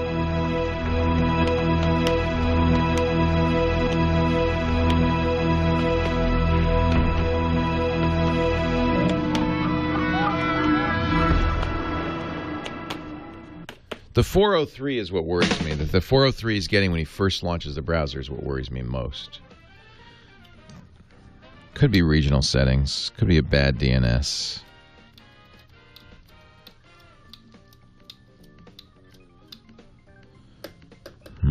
It's a great mystery. I don't know.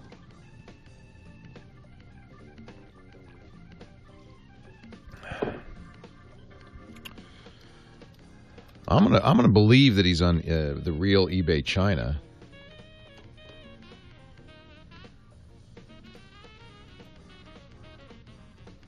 No, I don't think Nettalizer's going to do it.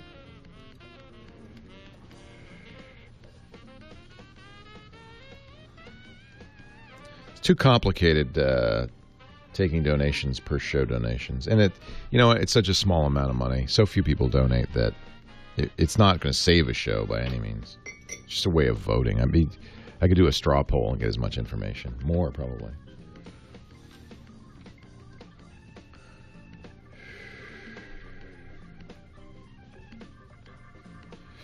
Yeah, no, a 403 is forbidden. When he gets a 403 after he launches, what that indicates to me is he almost certainly has malware. Because one of the things malware does is it changes your homepage, right? So his homepage was changed to point to a bad site. Well, it's originally a malware site, which is down. So that's why he's getting a 403 when he starts. So I don't think it's his DNS. Could be his host, but it's much more likely that he's just got malware on there.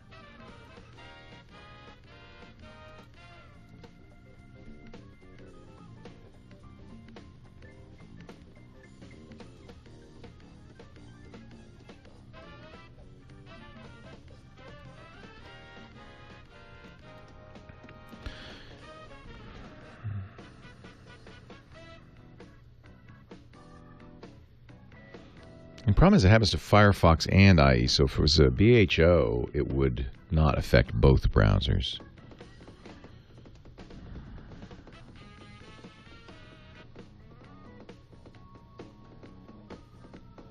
That's a good one. IP2 location. That's cool.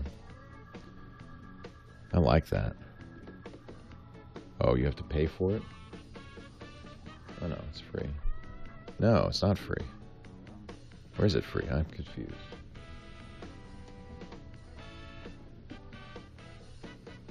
Huh. So it says you're in the United States, California, Santa Rosa, SonicNet, time zone, net speed, blah, blah, blah. Huh.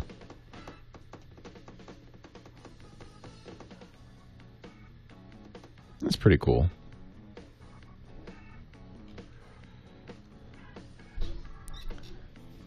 I don't think he has a rootkit. I think he has a some sort of browser helper. If you installed a toolbar, you know, ESET is good, but it's not going to stop you from doing something like installing a toolbar. If you specifically say, I'm going to install a toolbar, it's not going to stop you from doing that. The lengths of the downloads for the Tech Guy vary because we cut out stuff where I'm not talking, but we leave in stuff where I am. Like this part here, this is not part of the show, but we're leaving it in now. I didn't realize this, but somebody had decided without my knowledge to cut out everything that wasn't in the show for some time. That was not how I originally did it, and it was not my intent. My intent is if there's some content that's in between actual radio show segments, we leave it in. So that's why the length will always be different. Still puzzling. Really puzzling over our caller from Chino, who looked like he was coming from China. He'd be surfing along on eBay, and all of a sudden it would change to Chinese. eBay would decide, oh, no, you must be in China now. I should have asked him. I didn't. I wonder if it happens any other site. Like if you go to Google, do you sometimes get google.cn? I would guess he didn't say so. I would guess not. And he's driving crazy because he's done it with Internet Explorer. He's doing it with Firefox. The one thing he said that worried me is that sometimes he'll launch Internet Explorer and he'll get a 403 forbidden error right up top. What that often is a symptom of is something bad got on your machine. Maybe you installed a toolbar. I know he says, well, I got a good antivirus. It's got Nod32. Yeah, but if you say to Nod32, look, I want to install this, it's not going to stop you. Unless it's outright malware. But if it's just a browser toolbar, it may let you do it. And the toolbar might be what's causing the problem. For instance, bad stuff often hijacks your home page, right? The first page you see when you launch the browser. It sends you to a page where it can make some money, get some free clicks on pokerstars.com or whatever, and they get $1.50 and they're happy. So I'd look at, I'd try to kind of dig through your browser settings. Look in your home page. Is that the same as it used to be? Make sure it is. The 403 means the browser's trying to go to a page that is blocked, that is gone, that is forbidden.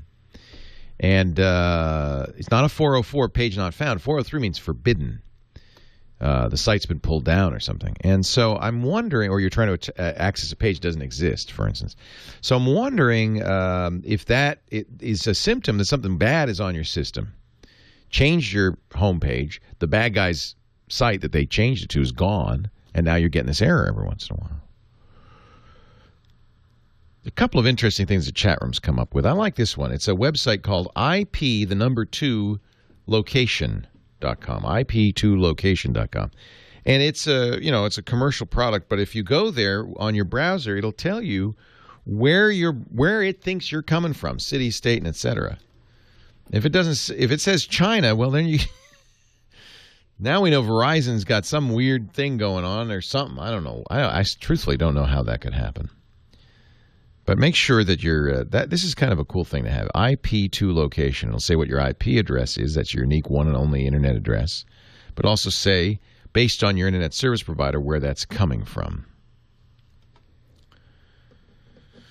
But I don't know if that's it. There's something feels wrong, but I can't quite place my finger on it. It could also be something's wrong with eBay. The reason I get very nervous about China is because that's where a lot of hacking comes from. So it makes me very nervous that you're getting eBay's reporting you're coming from China. I would really try to track this down before I would, for instance, enter in a credit card number or do anything that you would like to keep private. He's reset his Internet Explorer, so we know it's not a proxy, Bill. I'm talking to the chat room. Says chat room's coming up with all of their stuff. eBay does have a regional preference. Make sure that's not been changed. That's why I suggested you clear all your eBay cookies. He did do that.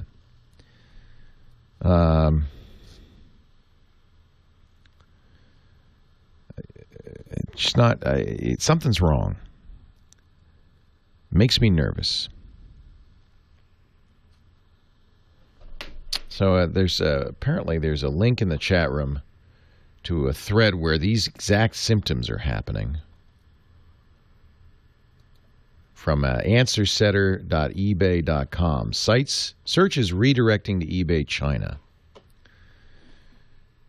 This is interesting. We'll put this in the show notes at techguylabs.com. You can at least refer to it, because this sounds like maybe what's going on.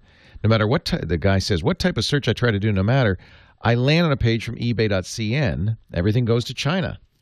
So eBay's response is clear your cache. We said that. Delete temporary internet files. We said that. Reboot your computer. We didn't say that, but I presume he's done that a few times. If that doesn't fix it, there's an eBay page where you can change your country. Make sure your country's not set to China. They also say, another possibility, delete your cookies, reboot your computer again. Also run a virus check. And actually, that's what I would say, but he says he's done that. Now, the guy came back. He said, well, my country's U.S. I tossed my cookies, so to speak. All searches still go to China. And now he's getting a 403 forbidden. And other people are saying, yeah, this happens to me too.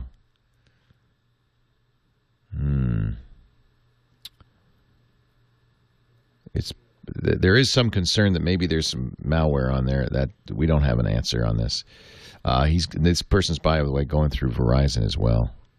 Isn't that interesting? No good answer on here. Same exact problem. I'll put a link in the chat notes or the website, techguylabs.com, for you, and at least you can see that other people are having something similar. Something's wrong. Something's wrong. I would try a rootkit remover and make sure there's no hidden stuff on there. Although Nod32 does detect rootkits, but that just makes me nervous. It's going to China. Tracy's in San Diego. Our next caller. Hi, Tracy. Leo Laporte, the tech guy. Hello, Tracy. Hi. Hi. I have two questions for you. Okay. One, my daughter is moving to off-site housing to go to SDSU. Yay! Her first year? I know. Yes. Oh, I could tell you the hardest thing I've done is drop my daughter off at college for the first time. Oh. I'm fortunate that she's nearby. We live in San Diego, Yeah. so she's nearby, That's but good. still. It's exciting and it's hard. Everything's going right. It's how it's supposed to be. That's what I'm told. It's still hard. Yes. So she's moving into off-site housing, and it includes internet. Good. But I don't know if that's secured or unsecured, or No, it's probably not. And even if it's secured, everybody else in the house is also on that network. Okay. So treat it as an insecure. Yeah, she should treat it as an insecure network. And by the way, this is true anytime you're on Wi-Fi, open Wi-Fi, or you're at a hotel, anytime you're on a network that's shared. She would have the same problem if she were in the college dorms. Now, the difference is colleges usually pay a lot of attention to security. Not always, but often pay a lot of attention to security. Depends on how crazy about this she wants to be.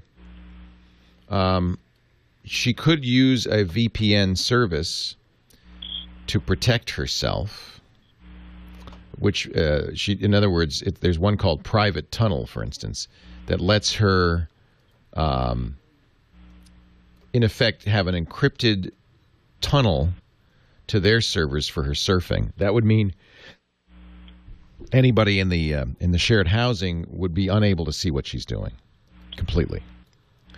So, but it depends. But you have to pay for this, and it really depends on how. It's not hugely expensive. You pay for the data you use, but it really depends on how paranoid you want to be. If remember, she's secure when she's banking. She's secure when she's buying stuff on Amazon. Anywhere she's on an HTTPS connection, she's secure. It's only if people don't want to, she doesn't want people to see what site she's going to, things like that. Okay, so in terms of social media, such as Facebook and whatnot. Well, for Google and Facebook, both now support HTTPS, so she should turn that on. Absolutely. Hold on, Tracy. I want to talk more about this. This is a good topic. Hang in there. We got to take a break. Leo Laporte, the tech guy.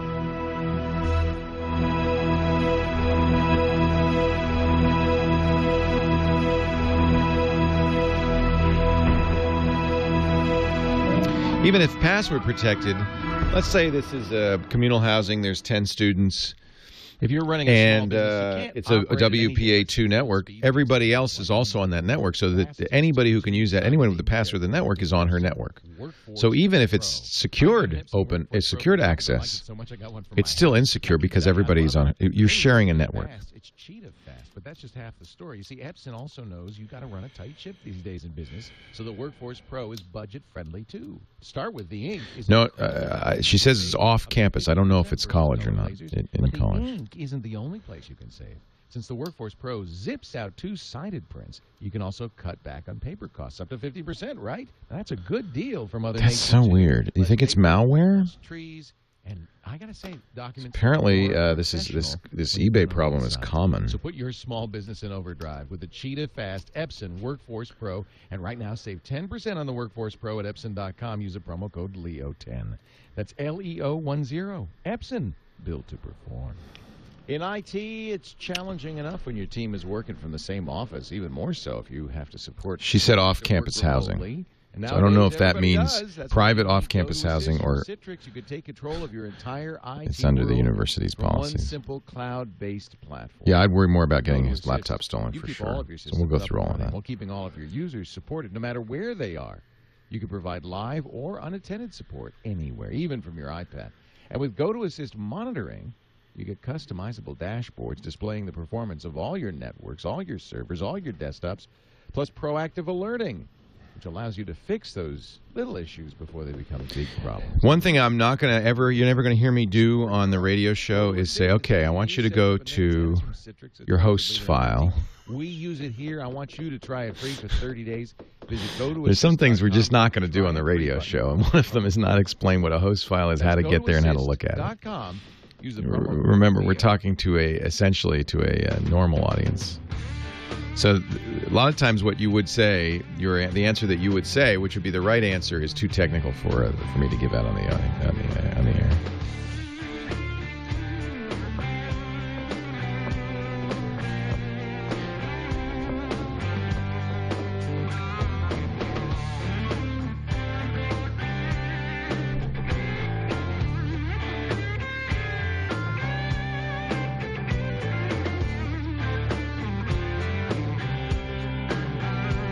Yeah. Occasionally I'll say you need to do a registry edit, but it's very rare. I just really don't. I don't want to open that can of worms. Leo Laporte, the tech guy. 8888 Ask Leo. Tracy's daughter's going to college. How exciting. She's going to be living in off-campus housing. Now, is it owned by the university or is it private off-campus housing? It's private off campus. See, if it's owned by the university will have all sorts of rules and regulations. You want to always adhere to those. But off-campus housing, there's just chances just as good the landlord put up a Linksys router and said, have at it. So there may not be much security at all. Somebody pointed out in the chat room, the very first thing is you should probably make sure is that the laptop doesn't get stolen. So you can get a little Kensington lock for those things. It makes it a little bit more difficult to walk off with. That's always a good idea. They're just little, it looks like a little cable bicycle lock that attaches to the laptop. Is it a laptop she's going to bring with her? It is. Yeah. It's a MacBook. Say again? A MacBook Pro. Oh, how nice. You equipped her well. I put my daughter, when she went to college 2 years ago for the first time, I put Carbonite on there as well because she doesn't have to think about it. It's automatically backing up. That's a good idea. Good idea. Yeah, you don't want the call saying, I can't figure out what happened. I erased my term paper. Okay. So that's why Carbonite was invented. Carbonite was invented by a father whose daughter went away to college, and he's a startup guy. And his daughter said, I lost my term paper. And she said, I don't have a good solution for you. So he invented Carbonite. So that's one thing. A lock for the laptop's not a bad idea. Because she'll leave it there. She's not going to always have it with her. Right. And it's that way at colleges. There's a pretty brisk business in stolen laptops. That's why backup's a good idea. And then finally, if on Facebook and on Google both, it uses HTTPS. She'll have to turn it on in her Facebook security settings, and I would do that because you just don't want anybody. What you're most afraid of is somebody stealing your password and impersonating you on Facebook. It's kind of a pain. Okay. So I would worry about that. I mean, it's not the end of the world or anything, but I would be aware of that. So in the security settings of her account, there's a secure browsing entry. Make sure that's turned on. Browse Facebook on a secure connection when possible. That will mean nobody can see what she's doing, even if they're on the same network. Okay. All right. Good. Good. Yeah. Thanks. Twitter is pretty public. There's nothing much you can do about that. You could use it. You could use a VPN, but I think that's overkill. Unless she's really, doesn't want anybody to know where she's going. What she should understand is that when she's on that Wi-Fi access spot, and you should understand that too, when you're at a hotel using their Ethernet, when you're at a coffee shop, whenever you're on any kind of shared network, everybody in the network can see unencrypted stuff that you're doing. It's all public, unless it's encrypted, and encrypted is HTTPS. The S stands for secure. And when that's on, then it's private. It's just between you and Facebook or you and Google or you and your bank or you and Amazon. Now, if she doesn't care about whether, she's doing research and going to geology Wikipedia pages, she doesn't care if people see that, then I wouldn't worry about it. Okay. It's so great that you're asking this. I think that 90% of people using these open networks they're not even thinking about it. I have a friend I have a friend who's a hacker. And we used to go on cruises, on geek cruises together. And he made a habit. I said, Randall, you got to stop doing this. He would make a habit at the beginning of the cruise of going around to people with give them a little slip of paper, said, is this your password? And then he did it to me. I said, yes, that's my password. Where'd you get it? He said, well, you're on the cruise ship's open Wi-Fi, and you're sending your password in the clear, and I can see it. So you might want to think about that. I said, Randall, you got to stop doing that. That's scaring people. Is this your password? The worst one to give up. And what does she use for email? Do you know? I believe Yahoo. Okay. So the scariest thing, the thing you don't ever want to give up is your email password. And so whenever you're using email, it should be HTTPS. Because and this was the problem, is my email is being sent in the clear. And that meant that, he was seeing my email password. Now, if somebody gets your email password, you're really in trouble because, they can get other accounts. All sorts of stuff can happen. So I always am very cautious about that. I can't remember. Chat room, do you know, does Yahoo support I don't think Yahoo supports HTTPS. I'm not sure. She might want to look at getting a Gmail account. Gmail is secure. That's the Google. Free. It's also free. Google email. It's good to know. So, yeah, let her know that. It'd be good if she changed it to Gmail. She can keep having that Yahoo account, but don't use it for anything important. Got it. And do Nooks need security software? No. Okay. So she's going to bring a Nook ebook reader along with her. Actually, I have a Nook, and I also use it for yourself? Yeah. For online, yes. And I wasn't sure if that it's a good idea to have security software. It's more secure because it's not. Well, are you using Wi-Fi with the Nook, or are you using the built-in 3G?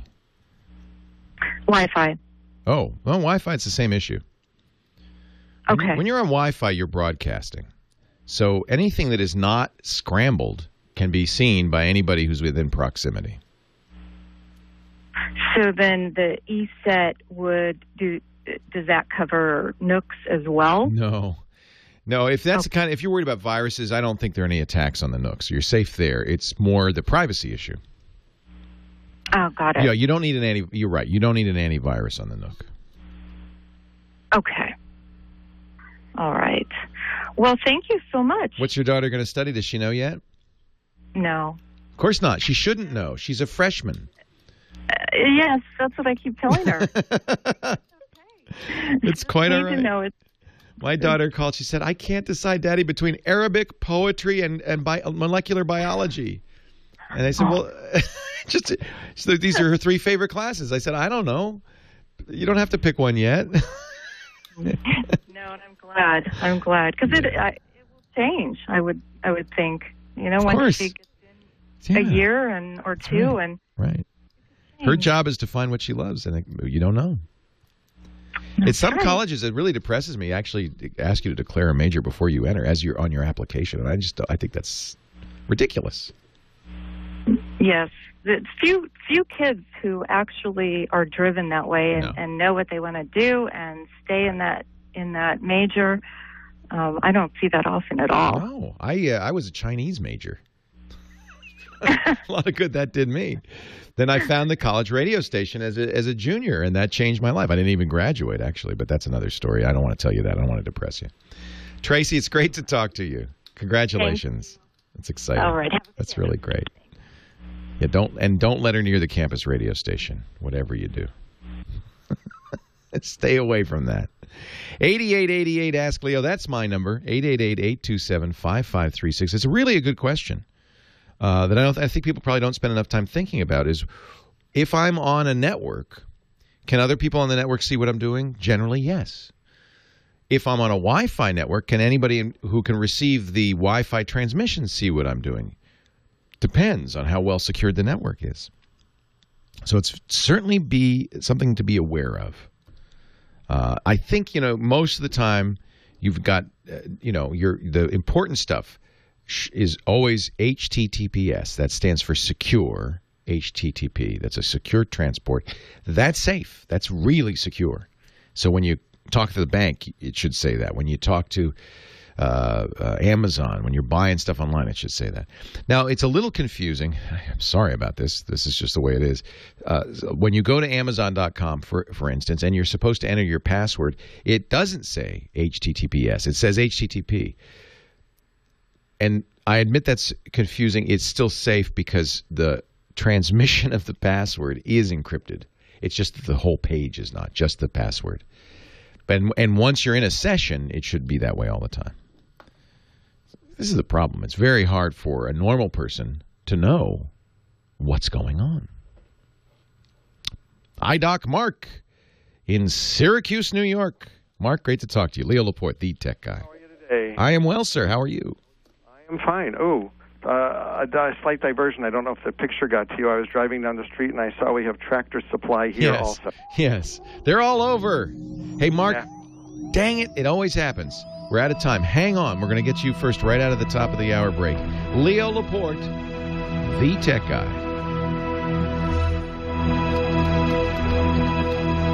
Now, I've been using this laptop for 8 years now.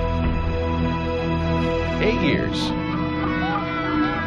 And now it decides, after 8 years of use, running only one Whether program. you're running a business, the working same from program, home, selling items through always, online always, sites, going to always. the post office to send out. Now it decides that virtual memory is too low.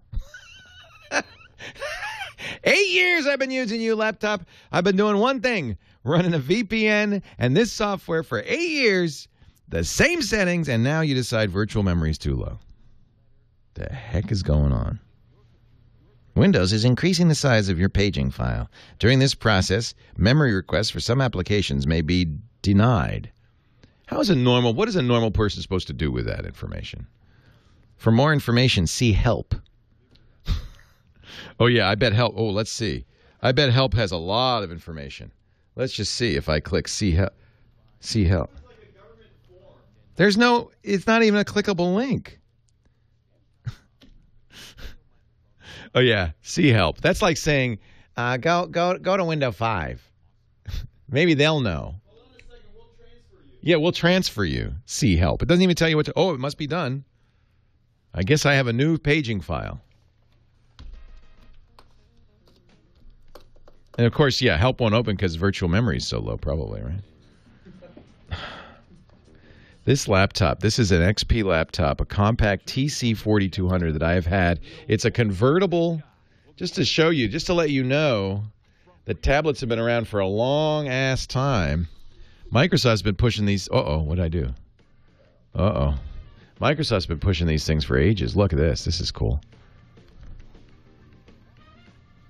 Wait a minute. No, there it is. It's got a stylus. Oh. Now how much would you pay? So you can hold it like this. This came out in 2004. I don't know why my program went away. Snapshot failed. Oh. I don't know what's going on. I never run anything on here except for that VPN. For 8 years I've been running that VPN. Because I can only use... This VPN has to work on Windows. It's a Cisco... some sort of Cisco product that doesn't work well in Mac. I think they have a Mac version. I never was able to get it to work. And once I got it working on this, it's just like I said, no, okay, don't touch it. This is a dedicated computer. All it ever does is that. It was so difficult to get working. I just messed it like crazy. Well, and the software is ancient. I mean, the reason it... Oh, now I've got an hourglass. I'm dead.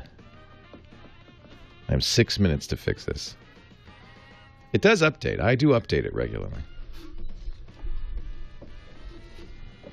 Yeah, I should uninstall everything. It's probably running out of hard drive space. Good thinking. I will uninstall all the other crap. There's offices on here for some reason. I don't know why. I haven't looked at the hard drive on this thing in years. I have no idea what's on here. Nothing's happening. That's not a good sign. This is an enterprise PC. Okay. Add removed programs. Defrag it. There's no reason to defrag it. It's never had a chance to get fragged. So slow, but it's fine for what I use it for. What version of XP? I would presume Service Pack 2. Let me look. It does. I should take this system snapshot thing off. That's some HP crap. Service Pack 3? Really? Well, let's see. I'm sure it's Service Pack 3. This is Premier Channel 7.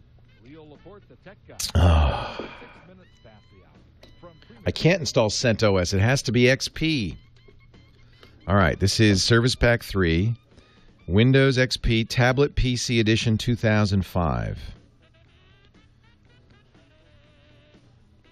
I'm going to take this snapshot crap off. Options. Never, ever again take a snapshot. I reboot it every week. I'm not dumb.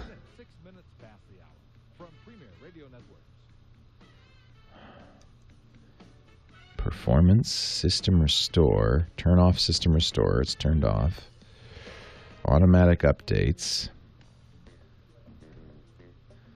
Automatically download recommended updates. Here it is. Altiris Recovery Agent. How do I turn this thing off? Snapshot schedule. Enable schedule snapshots. No, let's not. How about that? Let's delete some delete some storage locations.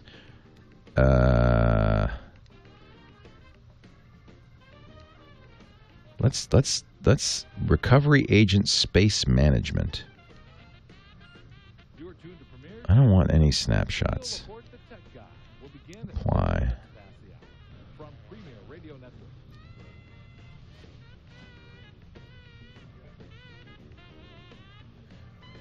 Someday this will die, and it will be a very big, very black day. They're using software that's even older.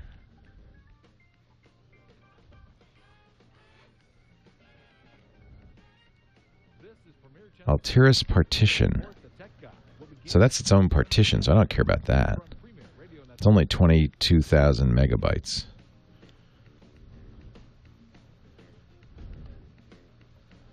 I am going to remove Office. I have no idea why Office is on here.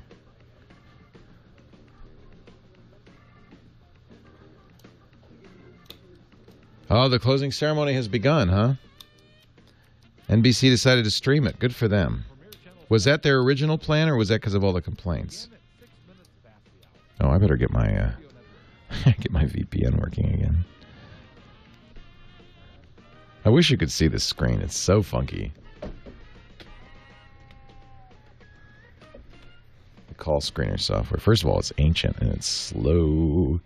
There it is. From version 2.0 Ti of 2002. Registered to Clear Channel worldwide. This is called Condren, the call screener for Windows. That's why I can't use a Mac. It looks like it's working. So that's all I ever do is run this thing. Can I not? What? I'm not touching the virtual memory. Are you kidding? What are you, crazy? No, you don't understand. This thing has to work. I'm not touching it. I really should image this drive. Maybe after this show, I'll image the drive. Because if it ever dies, I'm dead. But I don't. So if the drive died, I don't know what we'd do anyway. I doubt we could pull the drive out of here. I don't even know. Maybe we can. Yeah, I guess we can. Where would we get a 10-year-old hard drive? That's it. Radio Mag Online.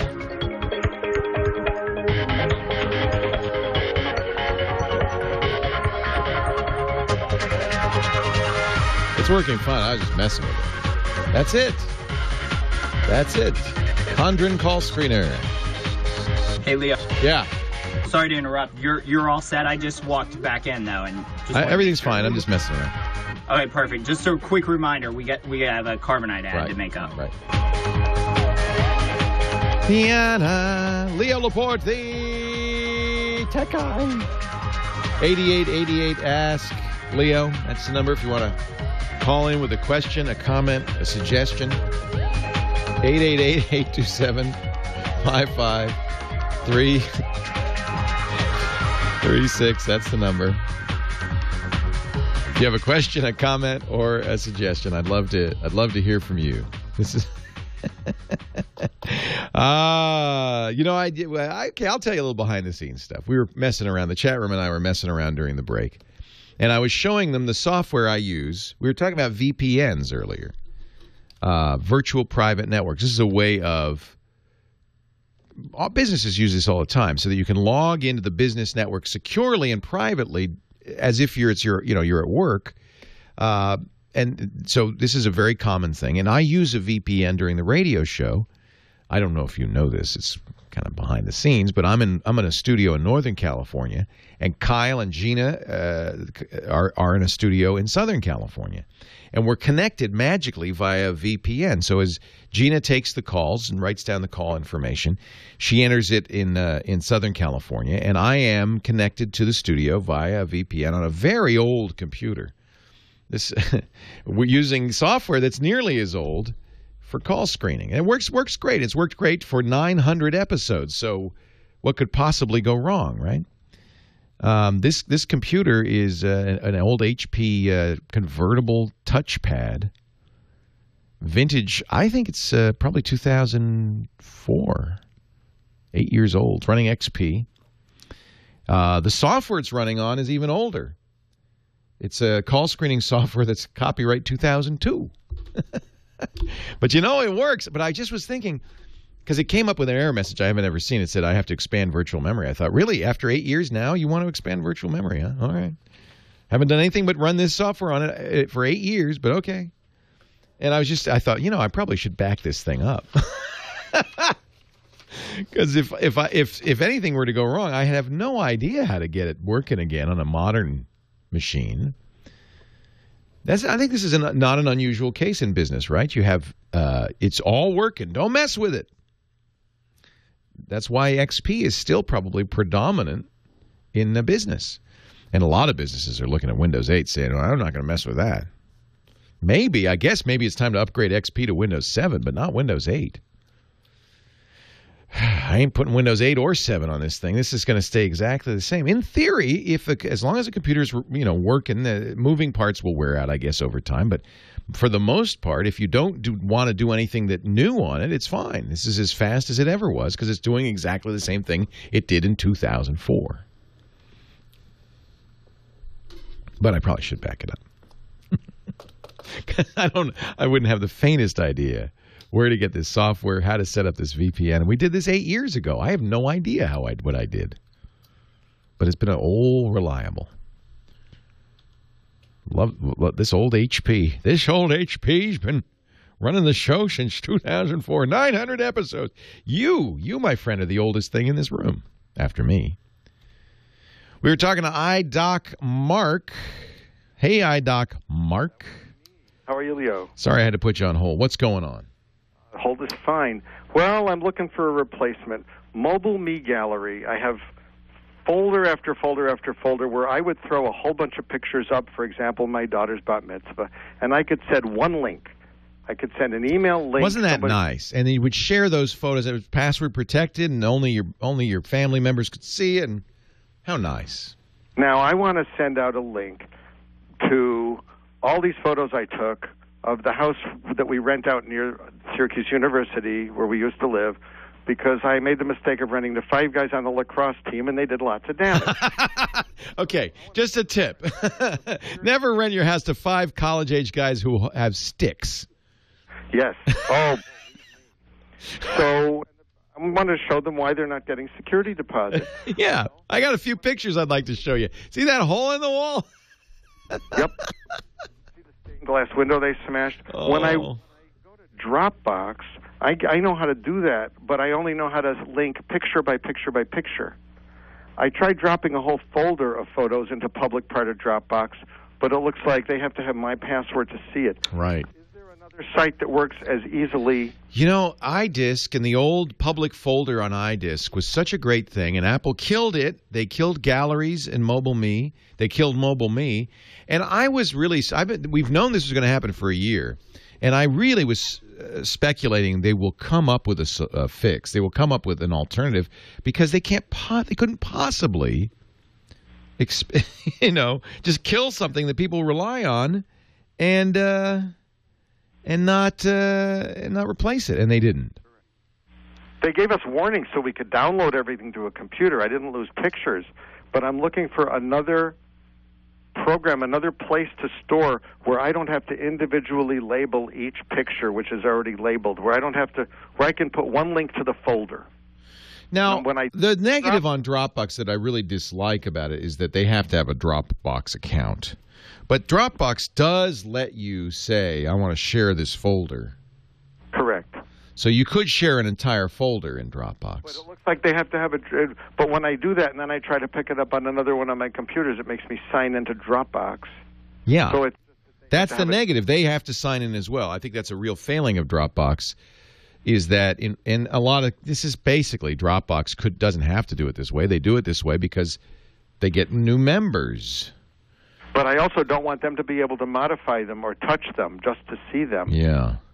And I know how to do that on a picture-by-picture basis. Well, with I'm going to tell you about our sponsor. You could try it free for 30 days. ShareFile will do all of what you want to do. I'll do that. I love ShareFile. You probably won't want to keep it. It's for business. You know, I don't know if in your business you share files with people. But at least the 30-day trial will get you the stuff for the lacrosse guys. Yeah. And what's nice about this is you can share an entire folder. Only they have access to it. You can say they can look at it, but only for a week, a month, whatever. There's a lot of nice features. This is designed to do exactly, and they don't have to have a ShareFile account. They get a link. And it's secure because, as you say, it's secure. Yeah, I really like ShareFile. The negative is it's pricey. It's certainly not something that you would want to have around all the time. Not like Dropbox, which is free for 5 gigabytes. And Cloud won't do what MobileMe did that way, will it? iCloud has not replaced MobileMe in that respect. Another one that chat room is saying Picassa Web Albums are good. Really? I am a big fan of Picassa if you're doing photo management. Okay. Now, same thing. Google gives you 7 gigabytes free, but if you want more than that, you have to pay for it. It's pretty cheap. They're telling me that you can. I didn't think you could do this. That you can share a link from Dropbox, and they don't have to have a Dropbox account to see it. Well, they don't for individual pictures or individual music, but I've only known it as file by file, not folder by folder. Okay. So when I put the folder under public and said if you put share. it in the photo folders, there's now a new photo folder there, so that may be the key. Is you have to tell. Well, then it's public. Yeah. If you're going to share the link, I believe. Okay. I'll play with that. Play with it. Can I give you another quickie question? Sure. My daughter's about to emulate yours. On the 1st of September, she goes to Germany for 11th grade. Oh, that's so great. And she's got a MacBook Pro, and she's got an iPhone, which she can't use there. It's a 4. It won't work in Germany, except she can use it only in Wi-Fi. Right. Sponsor from the Rotary Club, which is a wonderful group. They're sending her. Rotary's great for this, yeah. You want to get an iPad or a Nook, you've got to have something so you can be reading books on the plane and having books to read when you're there. Right. Now she's screaming for another device. And do we want to get her an iPad or do we want to get her a Nook? I wouldn't get her a Nook. I would get the cheap $79 Kindle, which is awesome. If it's just for reading, I highly recommend it. Yeah, it's really a great device. Leo Laporte, the tech guy. Oh, the Nexus 7. I will say that. Dropbox does let you share albums. Are they public then after that or not? If you're a sysadmin or you're in IT, you know the classic juggling act. How do you keep your company's systems running? Oh, yeah, I changed my Dropbox address, and now I don't know what it is. Crap. They made me change my password. Well, if that sounds familiar, and I'm sure it does, listen up, because I have the solution that's going to make you a rock star at your company. It's time to harness the power of the cloud with Vertical, a leading cloud hosting provider with over 10,000 virtual machines. Good. Fortunately, I remembered it. All right, let me go to that address. Save that site. Yes, please. That's the new one. Save. All right, let me click that link again. Want to run your company's website, email, or billing systems? No, he doesn't want to make it public, though, right? Is there a way to do that without making it public? Share a folder, right? That's nice. Sign up today, use the promo code Get link. Get a $50 credit worth up to 2 months. And it does a slideshow. Well, let me see. All right, I have a Dropbox. Or visit them online at VIRTAC. Let me open my my account here. All right, let me see my Dropbox.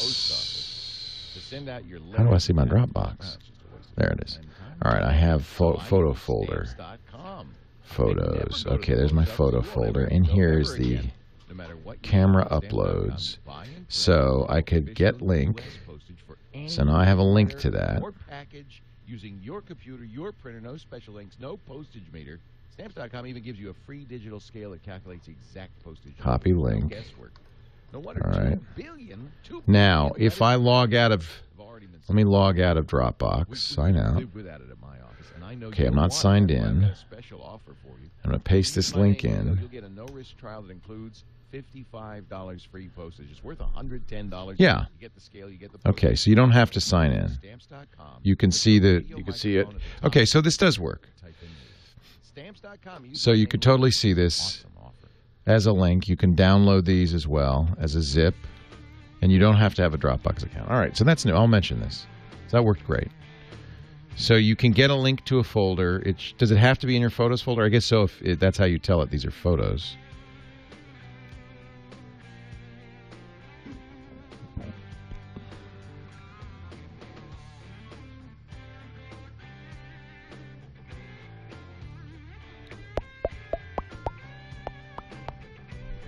It doesn't have to just be folders? Oh, cool. Let me sign in again and see.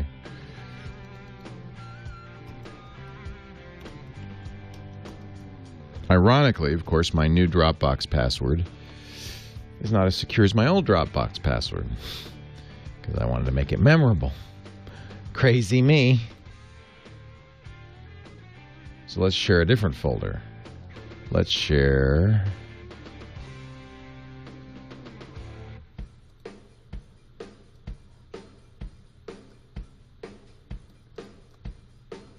So let's say I'm going to share this bricks folder. Get a link. There's the link. Copy link. These are all WAV files. I don't know why. If I sign out, paste this in. Cool. So it's not private, but it's such an obscure handle that chances are nobody would know it. Okay. I should probably delete some of these. I don't need this anymore. How do I delete it? I want to trash it. How do I trash it?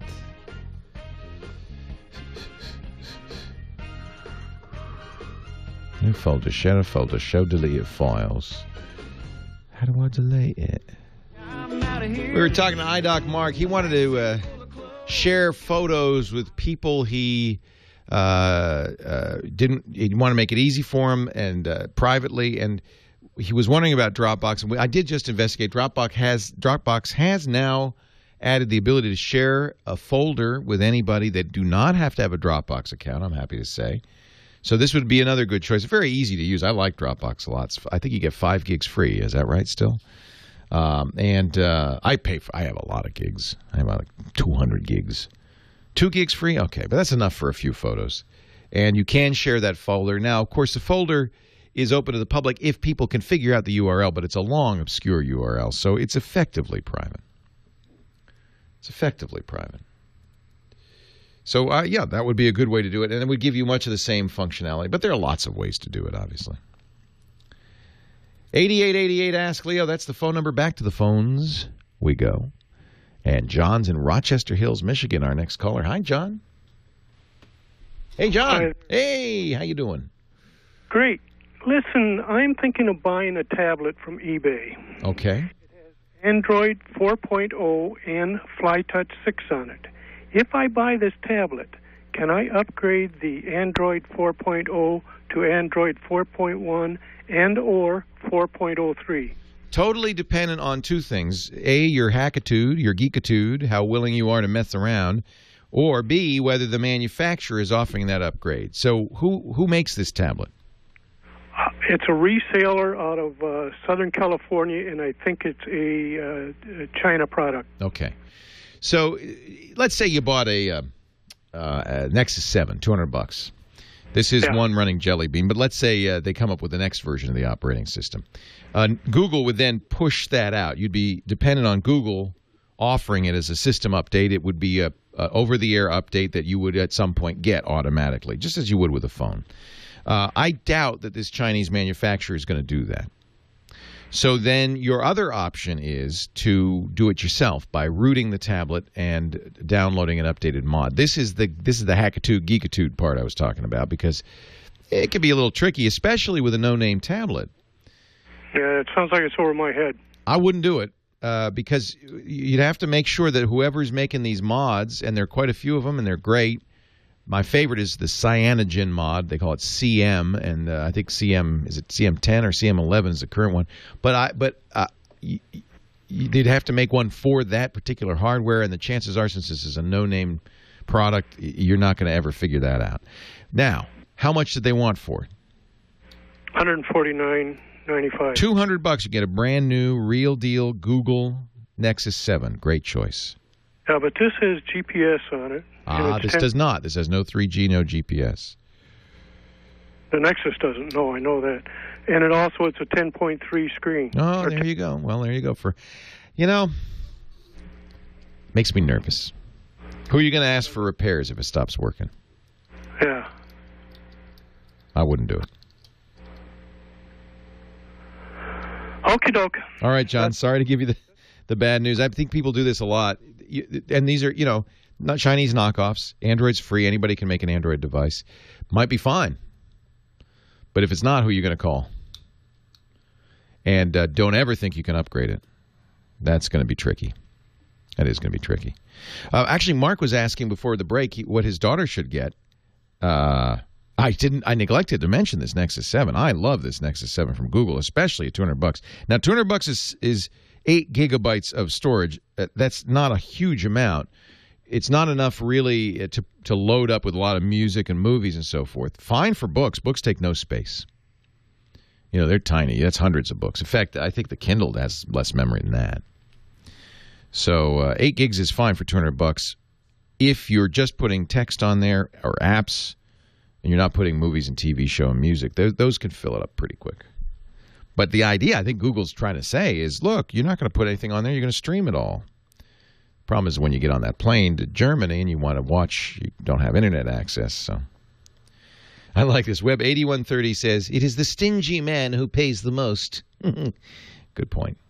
There is penny wise, pound foolish. VJ in Woodland Hills, you're next. Leo Laporte, the tech guy. Hi. I have a Dell, Studio 1557. Yeah, I had a Studio 16. Was very happy with it. Yeah, I love my computer, don't get me wrong. But the problem is, every time I run any kind of video, it just heats up. And the GPU shows, I run open hardware, that... Right. And it shows 92 degrees centigrade on the GPU. That's almost boiling. Exactly, and I understand electronics, and that's frying time. That's silly. That is actually much higher, I'm sure, than that chip is rated for. I've never seen a chip rated for more than, say, 70 or 80 centigrade. So exactly. That's not right. Yeah, past 85, I freak out. Yep, as you should. 40 is what you want to see. Well, 40, okay, fine. I'll settle for 60, 70, okay. Now, Razlak in the chat room is saying it's not unusual for GPUs, not CPUs, to go to 100 degrees centigrade. Wow. Because they're doing a lot of work there, and they got a lot of transistors, and I guess that's not unusual. They can take a lot of heat. Yeah, but I mean, aren't you degrading performance over time if you're running 90? Well, it just depends. If the device is rated for higher speed, you could go look up that GPU and see what its rating is for. That seems awfully hot. It's not merely the GPU. Remember, it's in a tight enclosed case. It's a laptop, so it's heating everything else up hot too. Exactly. Right. So to make a long story short, they changed the motherboard, the fan, and the heatsink about 18 months ago on my laptop. Okay. It was too hot. And everything was fine. Life went to normal. All right, we're going to have to find out what happened after the break. I'm sorry, we're running out of time. Stay on the line, VJ. We'll get to you next. Leo Laporte, the tech guy. Seems like that's awfully hot. Are you mining Bitcoin, sir?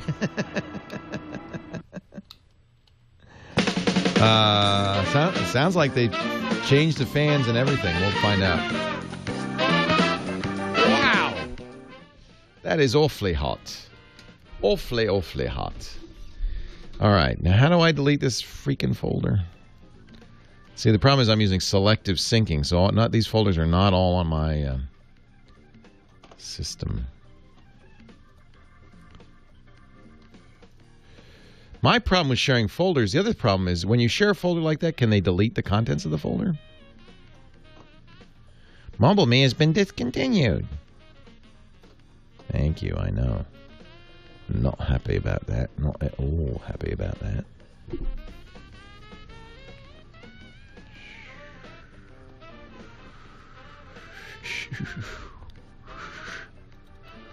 What is on my Norway pictures? I didn't know they were there. It's a read-only link. Okay, that's cool. That's nice. I wish they had done that before. I was having a real problem with one of the radio stations deleting the spots.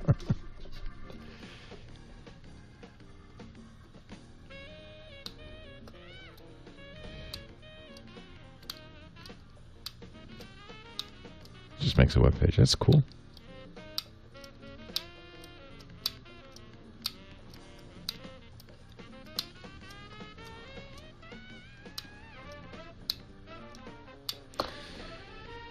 That's fairly new that they added that, right? I don't remember that being part of Drobox before. Bo-bo-bo-boom. Kevin Rose, John C. Dvorak, and Brian Brushwood tonight on TWiT. It will be a TWiT to remember. Then next week, it's the beautiful people. Callie Lewis, Shira Lazar, and Kevin Pereira. I'm just going to sit back and let them all be beautiful. It's a beautiful TWiT next week. So this week it's Dvorak, Schwood, and Rose. Kind of like the old days. Hey, Michael! Oh, I have a feeling something special is about to happen. Is something special about to happen, Michael? No, you're just coming by to say hi? What is that you've got there? Oh, my goodness! Da da da da da da da da da da. Wow, that's a great hat. Where'd you get that? The Palm store.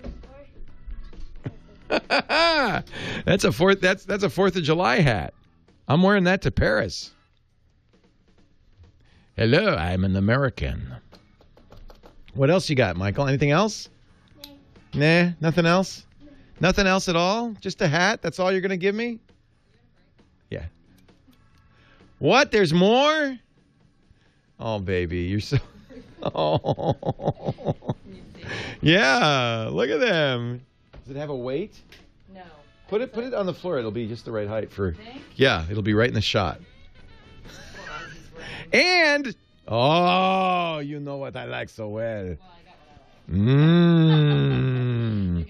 Oh, this is good. Oh. This is the best cheesecake in the world, J.M. Rosen. I pit this against any New York cheesecake. It's the best. Wow. It is handmade. It's made by hands. Stars used to order it. Thank you, darling. This is for our 900th. Why aren't there 900 candles in this? Because the fire department Thank you, baby. That's so nice of you. Oh, that's great. Who's live in studio? Everybody? Shh. They're all going to be in studio? Wow. Leo Laporte, the tech guy. We're celebrating our 900th episode today. Episode 900 of the Tech Guy Show. Launched this show on KFI in Los Angeles in January 2004. With the help of KFI, we syndicated it via the Premier Radio Networks in 2007. Is that right? We've been doing it on Premiere for 5 years, I guess. Wow. So 900 episodes. But, you know, this is not my 900th radio show. This is my I don't even know. I've been doing this for a long, long time. But anyway, and also, you know, as long as we're doling out kudos, congratulations, and celebrations, congratulations to our local Little League team, the Petaluma National League team. The Nationals are going to Williamsport, to the Little League World Series. They won their West Coast Finals last night against Hawaii, and they're going to the Little League World Series. Nice job, guys. Pretty good for a little town like Petaluma. Pretty good. All right, we were talking to VJ in Woodland Hills, California. Very hot laptop. That is awfully hot. And you say they replaced the fans, right? Replaced the heat sink. Those are all good things to do. Is it still that hot? Okay, then what happened is we can see that when the temperature gets up to 70, 75, the fan comes on automatically, and it doesn't really go up to 90 degrees for a while. Good. Fast forward to a couple of weeks ago, again the temperature is hot, the fan is sitting at 0 RPM. I called them up. The Dell said, okay, we'll bring you back a new motherboard. Okay? So they put a new motherboard again, which is fine. Unfortunately now, when it's in sleep mode, I have a lighted keyboard. The keyboard comes alive, but the screen is dark. Ay, what the chinga dinga binga. Okay, so I went to Google, and there's thousands of people with the same complaint, and there's as many solutions as you can imagine. Change the BIOS setting, USB, change this. People gave up. The Dell, customer service gave up. Blah blah blah. And I'm one of those people. Well, Dell finally started putting me in a little circular loop of saying there's a wonderful expert technician who will call you, which never happens. Ay. And finally, I said, okay, let me talk to somebody in Texas. They said, well, sir, you can't do that because they'll charge you for it. Yeah, this is so you're getting this is just the free service, not the Dell Gold service. No. No, I paid for this service. Oh, this is Gold. All right.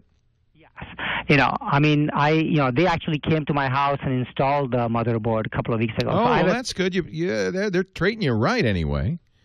Right. They're not fixing the problem, which is a big issue. Right, and the point is that now what they're saying is the sleep mode problem it's pretty rampant apparently. I was not aware of that, and I finally got bit by it. And now they're saying that, well, if you want to talk to anybody, not in India, but in U.S., you have to pay for it, which is kind of silly. And all they want to do is to reinstall the operating system, which I'm like, no. Doing. Well, yeah, and did you try reinstalling? Because I'll tell you one thing that does happen with Windows. When you first install it, it looks at the kernel to see if it's an ACPI kernel, if it has automatic power configuration. And if it does, it will install one kernel. If it doesn't, it will install a different kernel. And it may be, for reasons I don't fully understand, that Windows has the wrong kernel on there, and so is not responding to, it's not coming out of sleep properly. Okay, all right. So I guess they do have a valid point. I can do that myself. Yeah. I certainly wouldn't waste time with them on the phone doing that. Right. That I would try that. And now you have the system restore disks, but I'd almost rather just use a plain vanilla Windows installer and back up your data first and do a fresh install of Windows and see what happens. Okay. All right. Here are the side problems that popped up. Okay. By the way, which version of the OS is it? It's a 7, Windows 7. Oh, no, then what I just said doesn't make any sense. Really? It's on older versions of Windows, the hardware abstraction layer. Okay. Somebody in the chat room, and I think he's right, says that since Vista, it hasn't mattered. That's an XP issue. So if you're running Windows 7... Right. It's a very nice machine, Oh, it's a great machine. I was very happy with my Studio 16. So I would say, keep bugging Dell. Tell them you talked about this on the radio. You're seeing a lot of problems. They should fix this. This is how old is the computer? It's about 2.5 years. Yeah, so it's out of warranty, right? No, I have a warranty. I have extended warranty going. They got to fix it. They have to, right? They have to fix it, and they don't have to. And you should not pay a penny more to get it fixed. I know. The point is, I guess the main question here is, are they kind of giving me the runaround when they say that to call somebody in Texas it'll cost me extra, or is that valid argument? Well, I don't know what level of service you paid for, and probably what they're saying is that'll move you to a higher level of service. However, it is under warranty, and they have a legal obligation to give you a working computer. Correct. Okay, here is the beauty of the situation now. It gets even more complicated slightly. When they changed the motherboard this time, and I went back a couple of days ago, and I'm looking at it, it says I have only 2 gigabyte memory, and I know for a fact I had 4 gig RAM. Oh, that's not good. How that happened? They could have knocked it loose. Oh, my God. Okay, so they could have knocked the memory loose, right? Here's what you do. You write a letter to Michael Dell. Seriously. Really? Yeah, at this point you write a letter to Michael Dell. And you tell and you document, and you be very nice. You documented everything you did, because you've done everything they've asked. You document how many hours you have spent doing this of your time, right? You say you called me on the radio and I told you to write to Michael Dell. Now, what happens is Dell has an office of the president. Almost all big corporations now do, where somebody will get this letter and they will handle it, because this is starting to look very bad for them. Right. Yeah, because I don't understand. Yeah, those guys are sitting in India, and I talked to the manager there. Sadly or happily, I do speak the language, but I didn't want to let them know that. But it's funny. It's not necessarily that they're not as good as the people in Round Rock, to be honest. I understand that. Believe me, I understand. But what I don't like is that they're saying, "Oh, we can't help you now." That's not true. They have a legal obligation to get that computer exactly right. Yes, I'm sure there's somebody there, a technician, who's pretty smart, who's not a call center person, who knows the real issues. Even if there isn't, and you have to talk to somebody in Round Rock, right? They have to do that. You paid for the service. You have extended service. Right. And now the memory is shot. I mean, I run Oracle sometimes on my machine, so I need 4 gig.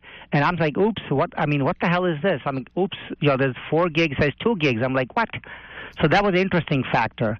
And then this morning, I opened the computer and it says, to the effect, the battery is bad, will not charge the battery. Oh. Completely. So here's what you do. Here's what you do. We're going to post this the show, as we always do, on YouTube and on the website techguylabs.com. Okay.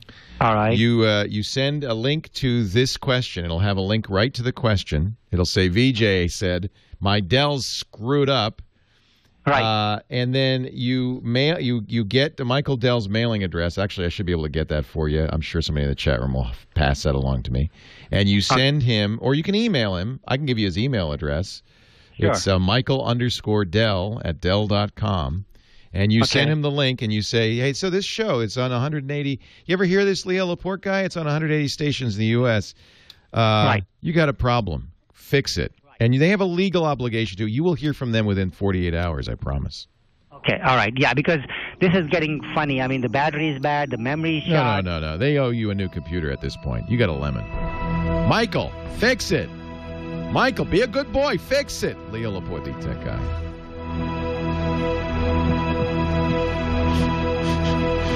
Michael, if you're wondering why I'm wearing this outfit, it has nothing to do with anything. I don't wear this every day.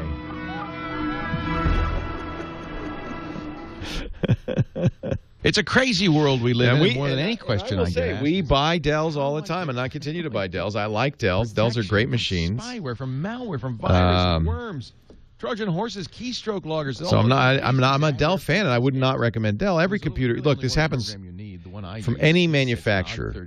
Any manufacturer. It's not, and I'll say this when I come back. It's not a question of does manufacturer X have better computers. It's a question of how they stand behind their computers when a problem happens. Because nobody makes perfect computers. You can't. Try the latest. It's not in the nature of a computer. All right, bring me cheesecake. Oh, with 90 candles, 900 candles. 935-ESET. Thank you. And don't forget to like. You're very kind, USA Chad. on Facebook and add ESET USA in your circles on Google+. Let's use this for the album art. Special offers and exclusive content. If you use Windows, you get that. You get the frame grab from ESET. In IT, it's challenging enough when your team is working from the same office. Even more so if you have Can you work with that? Members that work remotely. Nowadays, everybody does. Yes. That's why you need Go to Assist from Citrix. You could take control of your entire IT world from one simple cloud-based He responded. platform.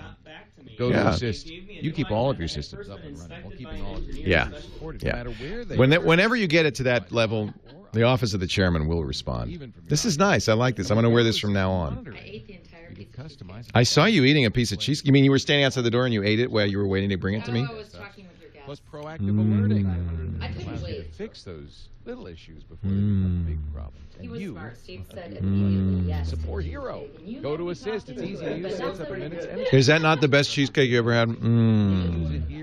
That's all I get, but that was really good. Thank you. Go to assist.com.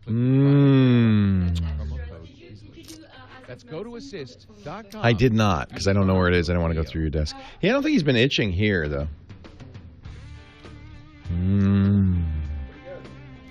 One bite's all I get, but that was a good bite. Yeah, I don't know how many carbs is in one bite. That probably took me right out of ketosis. But that is good stuff. Well, it's mostly cheese. Oh.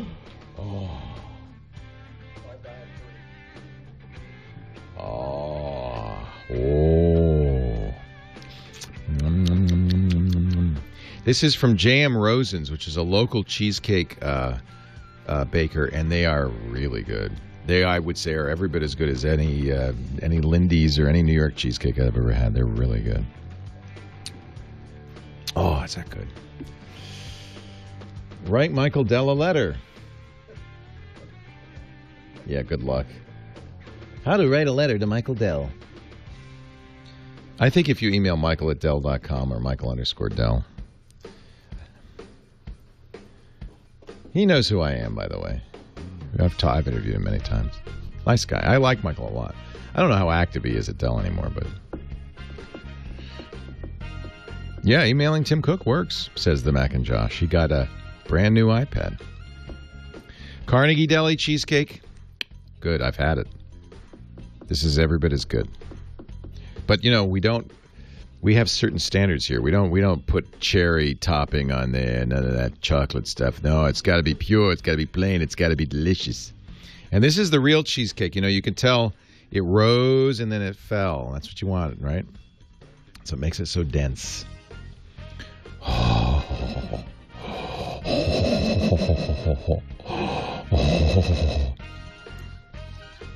Yeah, the phone support's not good. They were famous for their great phone support. I mean, that was one thing I loved about Dell. Do I have an ad here? You do, Carbonite. Congratulations on 900 episodes. Thank you. Now, if Michael Dell's still watching, I just want to explain. We love Dell computers. I recommend Dell. We buy Dell here in my office. That's the business computer of choice. And I've been very happy with Dell for many, many years. I always had the highest respect for Dell's tech support. You know, when it was in Texas, you know, and you'd call, and I've been to the call center in Round Rock. It was amazing. Amazing. They used to have DJ playing music for the music on hold, and they have a big sign up that say how many callers were waiting on hold, what the average hold time was, and you had these really brilliant guys who are answering questions. But, you know, you can't, when you're selling a computer and you make $5 per, you can't do that anymore. That's the cost the price we pay for cheap PCs. There's so much competition. The pressure to drop prices has gotten so intense in the world of Windows PCs that companies did the inevitable. They unbundled support. The free support you get is not great. It just isn't, because you're not paying for anything. You know, what kind of support you get from Google for your free Gmail? You get a Python script. You get a computer program. That's, you know, when stuff's what kind of service you get from Facebook? When stuff's free, or there's no profit in it, they're not going to. And believe me, a tech support call is a costly thing. We're talking $25 at least. So there's the profit right there. So, of course, what they did is they unbundled it, and then they offer, additional support. And depending on what you pay for, you'll get better support. And I think that's the right thing to do. I mean, Apple bundles support in. Apple has excellent support, but you're paying 50% more for the same machine. Apple doesn't have the competition, so they can do that. I don't think there's anything wrong with Dell, and I should say right up front, every single computer manufacturer has problems like this. These things happen. That is not a test of the computer company whether they have these problems. The test of the computer company is how they respond to the problems, how responsive they are, how quick they are to fix it, how easy it is to work with them, how much of your time they waste. And you know what?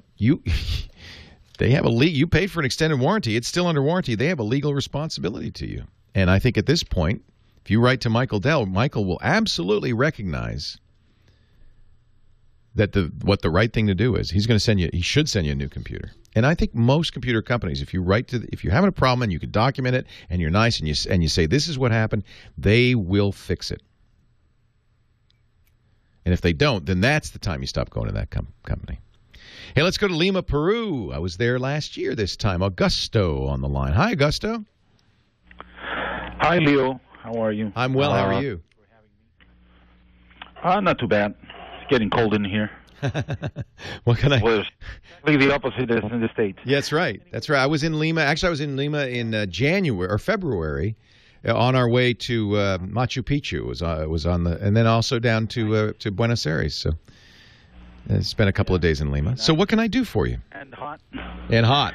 Yep, okay, it was I have great. a big network, big network at home. Okay, I have a gigabit network with over 20 devices, and one of the things I have is a FreeNAS server. Well, you're a serious geek, Augusto. Yeah, I guess so. And I have this FreeNAS server for video. Okay, I have movies and TV shows and stuff over there. Right. And I'm trying to use my. I have a big Sony Bravia 3D TV, those 54-inch TVs. Uh-huh. I'm trying to browse the server and be able to watch the video from it, and I can't make it work. What I have to use right now is a PlayStation as the browser and use that to play, but it's cumbersome. I mean, the TV should do it, but I cannot get it to work. I don't know what's going on. So the Bravia, does it have a built-in browser? Yeah, it has those internet-ready TVs with all the bells and whistles, but it just doesn't work with it. When you say it doesn't work, what happens? The browser opens, the window opens, but nothing happens, or? No, you can go. You will see that the server's there, and once you try to access the server, it says unknown error. Yeah. How about if you try to access the Sony pages? Yeah, that works. Okay, that's the test, because they've got a direct connection to their support. This is one of the reasons companies now are building browsers into their TVs, is because that's where all the help and documentation is. So that's working. So we know the browser's working. It's just the public internet it's not getting onto. There's no support related to something like this, and I'm guessing the problem is related to permissions to access the FreeNAS server for the client. But the client. This is okay. So you can browse the public internet, just not your FreeNAS. Exactly. Where I'm supposed to ask for a username and a password. I see. All right, so you can go out, you could look at YouTube and watch a YouTube video, but you can't go watch the videos on your local network-attached storage. Exactly. And is it password protected? Yeah. Do you have a web server running on the FreeNAS? Yep. It's turned on. And you can surf to that FreeNAS from other computers on your network. Well, yeah, I have 5 computers, a couple of tablets, a phone, a couple of Android phones. They can all access the FreeNAS server. I would guess, and the chat room's guessing this, and I would guess they're accurate, that it is just that the Sony browser isn't sophisticated enough to support the password, the basic authentication that the NAS wants. Okay. So this is it's early days for internet-connected televisions, and the browsers in these TVs are not Firefox. They're not Chrome. They're really bad. They're really bad. And I would guess almost certainly, I think the chat room hit the nail on the head, that the browser that's built into the TV just has limited capabilities. And one of the things it needs to support is authentication. And I would guess that because that's what the FreeNAS is asking for. That's what it's a pop-up window, right, that has a name, login, and password. And I would guess it's not working. Oh, now they're saying that it's IE6. Is that the case, really? It's IE6? Wow. You're not now, Augusto. You're not trying to do DLNA with this. You're trying to browse it as a browser, right? Yeah. Well, no. I mean, I'm trying to access the network via the system. The TV has a system by which it will go, like in the PlayStation, you have access to video stuff, you have access to pictures, music. Oh, that's DLNA. Okay. That's kind of the same thing. That's either Samba, DLNA, exactly. Samba or DLNA, and you've got both of those turned on both sides, right? Yeah, that's right. And the FreeNAS works great. I can even use my tablets and go and watch video on it and push it to other devices. Okay. And do you know if it's using Windows Media Server, DLNA? What? See, there's different kinds of servers. You need. Here's the basic, the fundamental. I can't diagnose the details of this, but the basics of it are. I can't understand. I thought you were trying to browse your way over there. You're trying to access a server, so you need a matching media server on both ends. Or, I'm sorry, you need a media server on the NAS side and a client on the TV side, and they need to match. Whether it's SMB, DLNA, Windows Media, whatever it is, they've got to be running. You've got to have a server running on the network-attached storage. That's going to serve you the video to your TV, and the TV has to have a compatible client.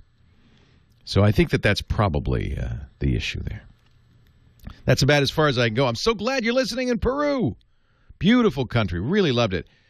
Great food. Great time there. We're going to continue on in a second. Paul is trucking through St. Louis. He's stuck in a backup. He's got a Verizon phone, and he's getting Chinese on it. He says, this is a Verizon problem. Oh, no, Paul, I'm running out of time. Well, I apologize. I thank you all for being here for our 900th episode. The website, techguylabs.com. I'll see you next week. Well, that's it for the Tech Guy Show for today. I'm Leo Laporte. Thank you so much for joining us. Don't forget, the Tech Guy is just the tip of the iceberg. We do nearly 30 shows now on the TWiT Netcast Network, and you'll find them all at twit.tv. We talk about Windows on Windows Weekly, Macintosh on MacBreak Weekly, iPad on iPad Today. You get your daily dose of tech news from Tech News Today, and our weekly roundtable show, This Week in Tech. It's all at twit.tv. And I'll be back next time with another great Tech Guy podcast. Thanks for joining me. See you next time.